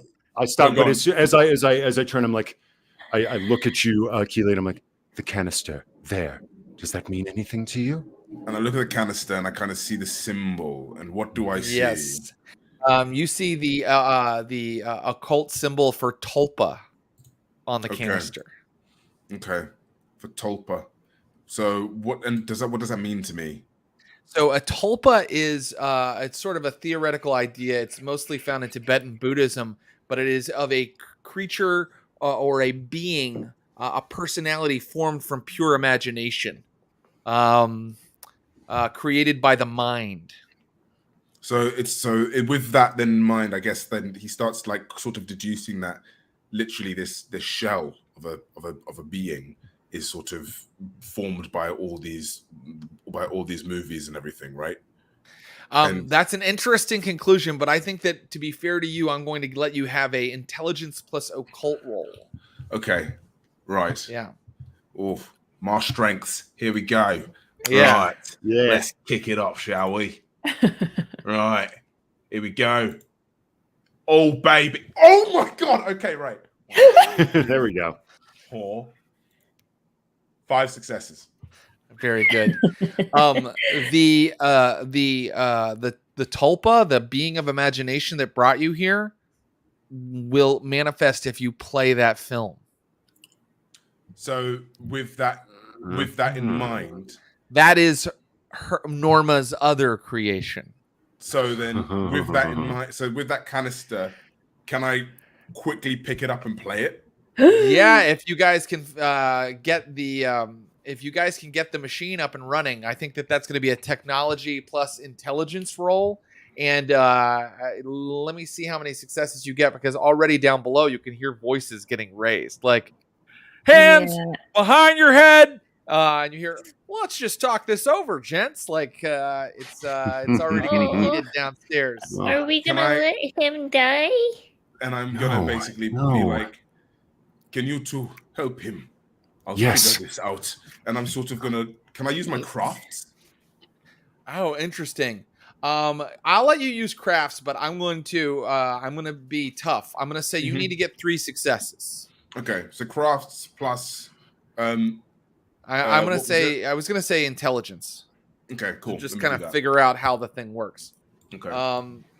So you start doing that. Are the other 2 heading downstairs to help Jean? Very much so. Try to stealth down there. Okay, so Jean is in front of these two sheriff's deputies. One of which is the Huggins that Achille met the night before, and they've got their guns pointed at him. And Jean is like da da da da da da da da da, and like kind of swinging around like a column, like singing in the rain. And they're like, "Stop moving! Stop moving!" And behind them, you can see there's like a work crew who have come to kind of clean out the asbestos in the building. They're like wearing like hazmat suits, and they're like, "What the fuck is going on?" And so that is the situation that you come down the stairs into. I would like action from Mary Rose Priscilla III. Can I get how many bodies? How many people are there? Just 2 cops with guns, and then behind them, kind of standing almost like standing outside the hole that you tore last night, are like 3 workmen. Okay. Yeah. All right. So I will.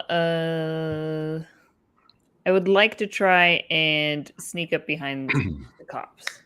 Okay, great. I think you can use your small stature again, so that's plus 2 dice to a dexterity plus stealth roll. But I am going to be tough, because I think that like the way the steps are situated and how alert the cops are being, I want you to get at least 2 successes for this to be successful.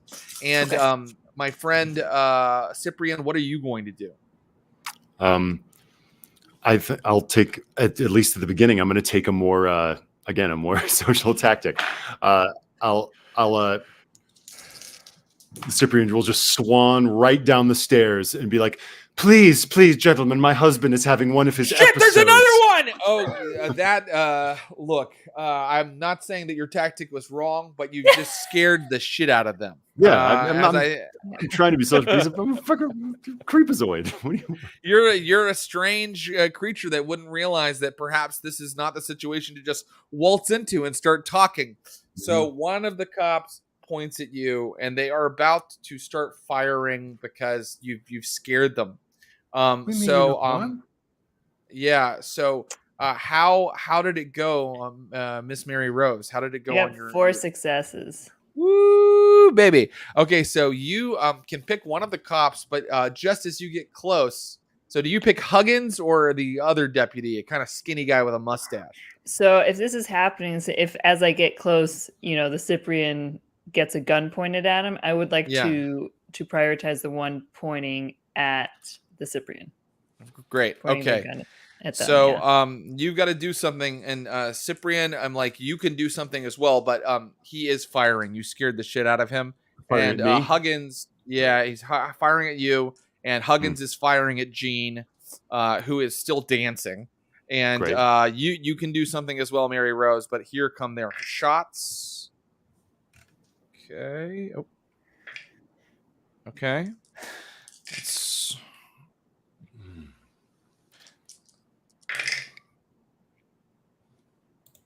Okay. All right, Mary Rose, what are you going to do? I'm torn between multiple options here because I have a gun in my hand. So I feel like it would be appropriate to maybe shoot Huggins. Okay, great. Go ahead and give me a dexterity plus firearms roll. And Cyprian, what are you doing? These the guns being pointed at me, and another's being pointed at Jean. Yeah, and you're being screamed at by a man with a gun. Great. I think maybe this is where that pride of Cyprian's is wounded. Perhaps it's like, and I don't stop moving. I'm like coming down, like we meant you no harm. We did nothing to you. Okay. Yeah. It sounds like you're making a torment roll, is what it sounds like. And so if you want to make a torment roll, dare you?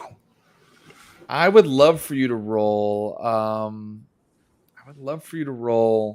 Your willpower, but I want you to take away 4 dice because of how very, very scary this situation is. Great.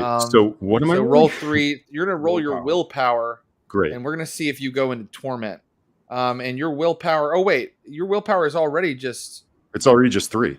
It's just 3. Okay, then I want you to take away 2 of those dice. Okay, so I'm rolling one die. Mm-hmm. Okay, coin flip. Here we go. Yep. I'll be damned. It's a 9. Oh, great. You remain in control of your character. You don't lose yourself. How did you do, my friend, Miss Mary Rose? I got 4 successes. Okay, so they don't even see you coming. Suddenly, so you're just like trying to control yourself, Cyprian. Like your entire worldview is kind of being thrown out of whack. Like you thought that you're supposed to please the audience. Why are they? Yes. Why are they so angry? I've given you my very best. That's when Mary Rose doesn't fuck around and takes action. She suddenly pops up in front of you with a .38 Magnum and fires into a cop. Dealing shoots a cop dealing enough damage live at 11. Yeah, dealing enough damage that I think that Huggins falls to the ground, and the other guy fires at Jean and gets 1 success. That's all they rolled, is 1 success each of them. So so Jean is shot in the shoulder, and now Jean will see if oh god, now Jean will see if he goes into like a kind of a tormented state. Mm-hmm. So what does tormented state mean in this space, my man? So that's a great question. It's kind of like frenzy and vampire, only instead of suddenly becoming like a feral animal, you are controlled by your humor. So, for example, you and a siren, suddenly you have no empathy, no compassion, no emotions whatsoever. You become a completely ruthless automaton when your torment takes over, because you are ruled by the phlegmatic humor. But if you're ruled by the sanguine humor, like our friends Cyprian and Jean, then sanguine means like happy or sort of like blissed out. And so when they become like really, really stressed and tormented, they try to lean even more into pleasing people and being happy and showing them how great things are. And so now Gene, even though he's bleeding, is like, it's only a flesh wound. Look, now that we've got the tussle out of the way, we can be real friends, right? And he's approaching the cop who who shot him and trying to like grab him and like kind of hug him. And the workers are going to run. And there's one more cop with a gun. Huggins is on the ground bleeding out because of our friend Miss Mary Rose Priscilla III. How did the roll go upstairs in the projection booth, Achille? The film starts playing. It shows a deserted street. It shows the square outside at night. The lighting is very moody. It's from the lamps. And as you watch, a dark, faceless figure, a silhouette, starts moving through the shadows, down through the square, and moving toward the camera, Achille. And it keeps moving toward the camera. And it keeps moving toward the camera until it's standing like right in front of the camera. And you realize that whatever this thing is, it has no face. And Achille, you realize one more thing. This thing is wrong. It is not a Promethean. It is not one of the created. It is a mistake. It is a failed experiment. You realize that as its hand moves out of the screen and it begins to climb out of the screen, and its face is really huge and its eye is in the room, like blinking open and closed, and then it begins to push itself into reality. So I realize that there is something very wrong about this thing right now, right? Oh, I mean, like you realize that your Azoth is like going like like out of control in your chest. Yeah, like this thing there's something really wrong with it. What do you want to do? Destroy the freaking camera? Like what is like try and break and stop this film? This is like The Grudge. Let's see if like you're shot the TV. Do you know what I mean? Is. Like, what is like, and burn it. It's very Ringu. It's coming out of the screen right now, so you have to do this quicker than it can do something.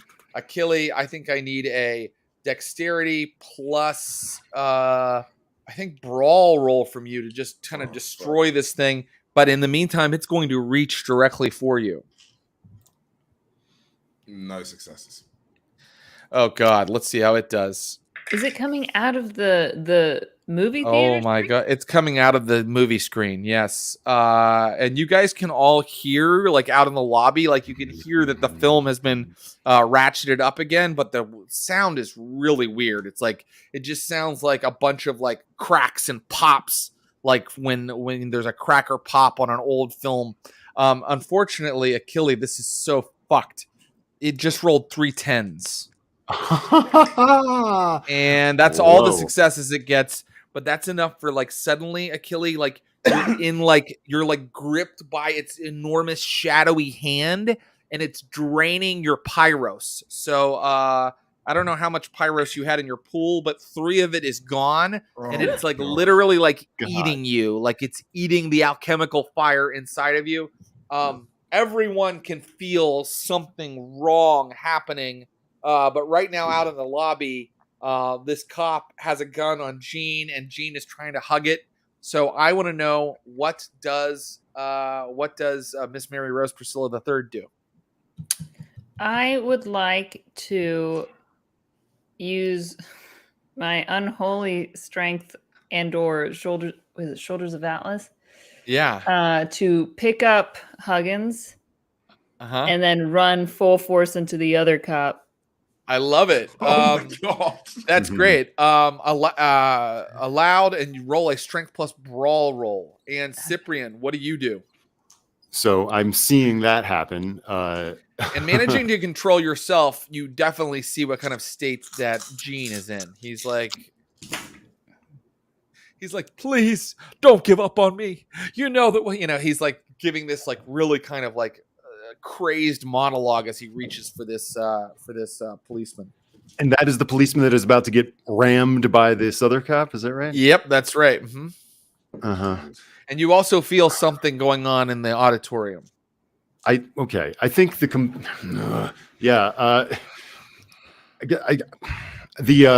think if I was tormented, then I would wade into this fray. But because like I managed to maintain composure, I now realize that something like, and in fact, maybe as this cop has his gun trained, they see this face like turn 180 degrees back around at the theater, like, and then all the way back, like exit stage left, and like boom, like back into the theater to see what the hell is going on. Main auditorium or back up the stairs to like the mezzanine and the projection booth? Back to the projection. Okay, great. Dex plus athletics roll, Cyprian. Miss Mary Rose, how did your roll go? 3 successes. Okay, let's see if he gets the shot off first. I was hoping, if that was clear, it was like it is like a attempting to shield myself with Huggins. Yeah, your shield. So he's probably firing on. Firing on Gene. But you don't worry about that. You've stopped him because you got more successes than he got firearm successes. So suddenly Huggins' body goes into the other cop, and they go down in a pile hard. And Gene is still not like getting the picture. Gene is like, "How could you do that to my friend?" And he starts running over to the cop to help him. What's wrong with you? How did your Dex plus athletics roll go, Cyprian? 5 successes. Woo, Cyprian! You smash your way into the through the doors, and it's like spidery, like joints dislocating as it's like up in there. God. Just like and maybe Achilles almost sees this thing like reconstitute in the head, like swing back up into place. Is it like in a flash is there? Well, you see Achilles being kind of grappled by an enormous hand made of shadow with like weird kind of shadowy static coming off of it. And whatever this thing is, it's like pulling itself the rest of the way out of the movie screen. Achilles, you can do something. You could try strength plus brawl, but I'm going to need multiple successes to get free. Or you could try something else, a transmutation or something. Yeah. What do you think you want to do? I'm wondering, what does Firebrand? Firebrand just simply like it's like flagging, right? Yeah, Firebrand allows you to place Promethean signs on things, symbols, but you burn them in with Azoth, and only other creatures that are connected to Azoth can see them. Right. And it might do something here depending on how you use it. Well, this is the thing. I kind of, is there a way? Again, I'm sort of trying to like use my Azoth in a way to sort of gain control of this thing. Yeah. And sort of brand it as well to kind of be as a sense of like, I see you, but like on a deeper level. Does that make any sense? Because I can imagine it be feeling threatened. So it's all I can tell you is you would have figured out, Achilles, from knowing all the things that you know and from the experience you've just had. It is eating you. It is eating your Azoth, and it really, really, really loves the alchemical fire. It wants to consume it. And that is what it is doing right now. Your Firebrand power it puts a little bit of Azoth onto something, right? Like, so that's how that power works. And I'll let you put together maybe what you want to do right now. Would I be able to touch something else and then put that Azoth on something to lure it there? Yes, you would. Do you have any points of Pyros left? I do. I have 3. Okay, spend 1 and make a brand somewhere. What's next to me then? What can I sort of see? I mean, a curtain. Like you're being held like aloft in the theater. Like I'll put it on a curtain then. Okay. And what does the symbol that you create mean? I'm just kind of curious for color and for flavor's sake. It means hope. That's the symbol. Oh, wow. Right. So Achilles brands the curtain with an alchemical symbol, a Promethean mark that says hope, and it flares for a second, and the thing, which is completely just hunger incarnate, drops you because that flare is enough to like draw its attention, and now it's like, and I'm like kind of drawing the curtain into itself, like, and I'm like, destroy the tape, destroy the tape. Like that's what I'm like, kind of like he's like saying, like destroy everything, the tape, like trying to get himself back into like who he is. And I hear that and want to do it. Okay, give me a strength plus brawl roll to just smash this thing. But thanks to my fighting finesse, I get to exchange my strength for dexterity. That's right. Yeah. Brilliant. So I'm assuming instead of just smashing, like the Cyprian is like very quickly like unscrewing things and taking it apart. Yeah. Okay. So that's strength plus what was it? Dexterity plus brawl you can use. Okay, great. And if if technology is better for you, or like science or craft, you can use that. There is no technology skill. I'm once again thinking of vampire, but like let's see. I might add something if I can. I'm going to add my natural weaponry to destroy this. Oh, right. Yeah. Good idea. You can do that. Great. And which I think just adds 1 dice. Is that right? That's correct. It'll add, but I'm also going to give you like, I'm going to like look at it as weaponry. So you're going to do a little bit more damage. What is your natural weaponry? Can you describe that for us? Yeah, I think it's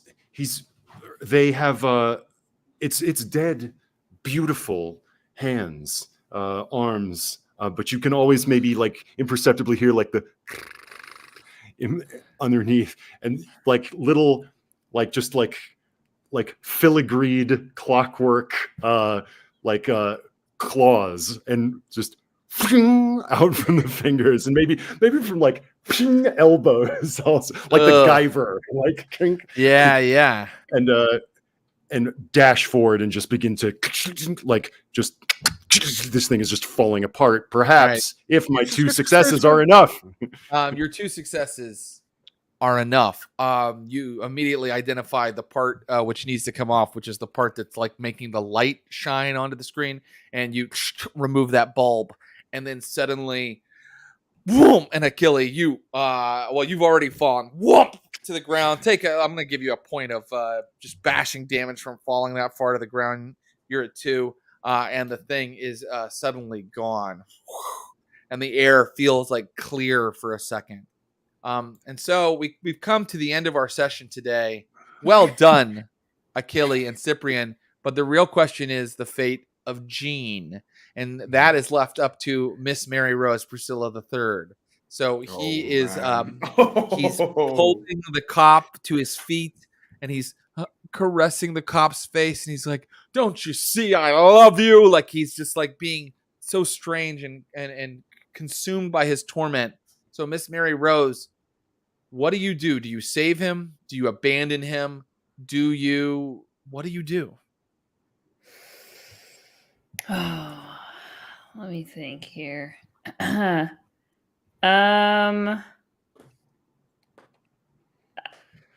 Look, she's not that intelligent.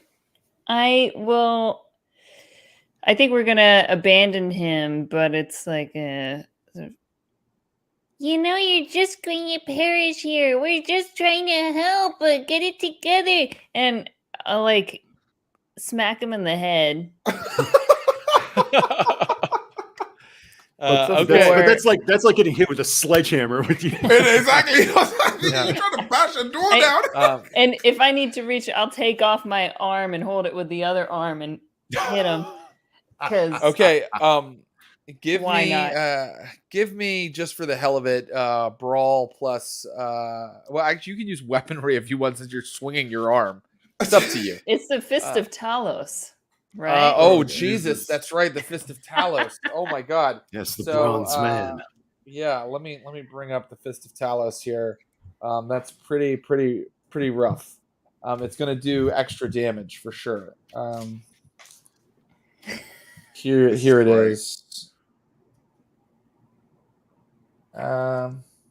Here it is. Okay, so you can ignore 1 point of a durability of a per stamina dot you have. I'm just gonna mean that this is like bashing damage. Okay, just give me the roll and I'll tell you how what happens here. Okay, so that's brawl plus strength. Oh man! And you said to add weaponry or don't? You can don't add weaponry to that roll since you're just kind of hitting. Oh my! I'm knocking things over. It's going well though. There's a 10 and a 9, and you said that 9s are re-rolled, right? Well, for your unholy strength, yes, they are. Okay.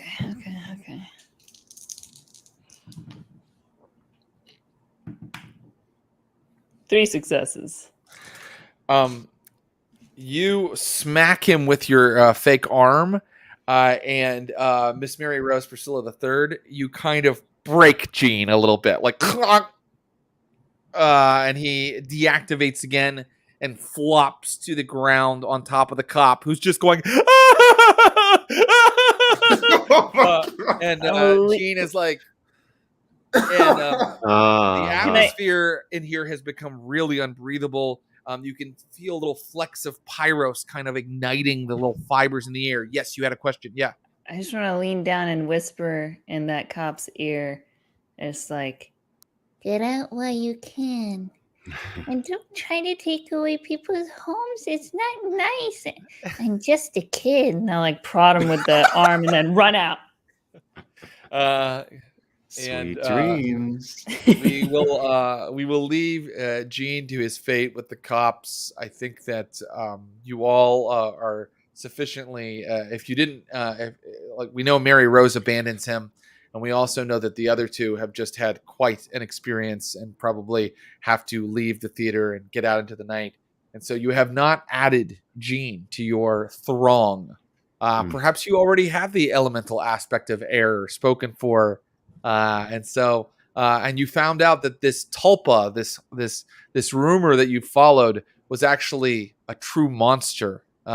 What is known in Promethean circles, Achille, as a Pandoran, an unholy failed experiment. But you have forged bonds between each other. All three of you have risked your unlife for each other, and so. By way of final little coda, what do you do after an adventure like that, Cyprian? I think, well, assuming we got to safety somewhere, I think the two, as we were having our sort of meditative pseudo sleep, I have this ability, the tools of the master, forging the master's tools, which I said. Involved the craft of mask making. Yeah. And maybe the Achille and Mary Rose just kind of look over like in the light of wherever they are, and they see like the face that they've seen on Cyprian, this androgynous face, kind of like as they're working on a piece of wood. Oh, and he's lost. We've lost your audio somehow. We've lost your audio. First, I thought you were doing something. Me too. I know, right? I was like, holy shit. No, let's bring it back again, man. Extremely strange. That was He's completely gone. I thought it was a creepy thing. Yeah, I was like, oh. We can't hear you, man. This is this fucked up game, man. This is haunted as shit. Like, bring me back to like Vampire, man. What the fuck? The simple, not at all fucked up world of Vampire. You're back. Wait. Am I back? Yes. What the fuck? Fuck this. Where did it go? Where did it go away? I'm sorry. It went away when you said that while they're watching you, maybe in the firelight. Yeah. You turn back to them, and what have you done? You see like the mask that you've come to be familiar with, the Cyprian, kind of come off, and there's just like a blank behind it, and what they've made, like suddenly he puts it on, and it's Gene. Oh my god! Oh my god! And it comes off. He's just staring into the eyes of Gene. Jesus Christ. That is where we will end for today. Amazing job, guys. Thank you so much for being here and for tackling that scenario today. Next week we will be in another town because Prometheans always have to keep on the move. What other beautiful experiments does Achille want you to go and explore? We'll find out. Amazing. What a weird game. I love it. It's so weird. It's so strange. Tough, man. It's really tough. Like, yeah. God. Well, you guys make it look easy. Thank you guys so much. Whoa. This is Ross Bryant, Josephine McAdam, and Abu Salim. Find them online. Tell them how much you love them. We love having them here. I'll say goodbye for now, and I'll see you guys for more of this fucked up world next week. Right. Brilliant. All right, guys. Thank you so much. That's our show. Wow. I really, really loved how that went. What a strange encounter. More strange encounters next week. There are people that said, why are you playing Promethean the Created? And I think we have answered that question just by playing it. I love all of these World of Darkness games. I think they all deserve play. So thank you to the guys that made this game. Very important to call out the creators. Justin Achille, I know, is involved in that. Oh gosh, you have to go through the whole prologue to find the title page here. Look, there's all these pages and pages. Here we go. Here we go, everybody. I almost have it. Justin Achille, thank you. Bill Bridges, John Chambers, Oscar Garza, Will Hindmarch, Conrad Hubbard, Chris McDonough, Richard Thomas, Mike Todd. If you enjoyed the show, why not find those guys on socials and tell them how much you love their work? Justin Achille, Bill Bridges, John Chambers, Oscar Garza, Will Hindmarch, Conrad Hubbard, Chris McDonough, Richard Thomas, and Mike Todd are their names again. Thank you to those guys for creating this game. Thank you to the viewers for being here. We'll be back on Tuesday at 7 p.m. for our Taste of Blood show, where we are playing Call of Cthulhu, the Neptune Society, a scenario I have designed called The Horns of Samhain. Some people say it's pronounced Samhain. No, it's Samhain. Please check out that episode. It'll be a very special Halloween episode of our Call of Cthulhu series, The Neptune Society. That's 7 p.m. Tuesday, and then we'll be back for more Promethean the Created at 9 a.m. next Sunday. Thank you to Jill Petrachik for filling in for Clinton Truxton for doing our wonderful art direction. Thank you to Will Pottorff, who created the images you saw today. He's got a lot of other stuff he created for us. I can't wait for you to see it. Will does take commissions, and he does sell his art. Pottorff is how to find him, willpottorff.com. Thank you to the viewers, most of all. You guys, I see how many people are watching a Promethean the Created stream, and I feel just really kind of blessed that we have people that want to tune in, and you guys really make this extra fun in the chat. So thank you. Thank you to Clinton Trucks. Happy birthday to baby Louise. Thank you to Brian Baldinger, Megan Arch, and that's everybody. Thank you and goodbye. See you later.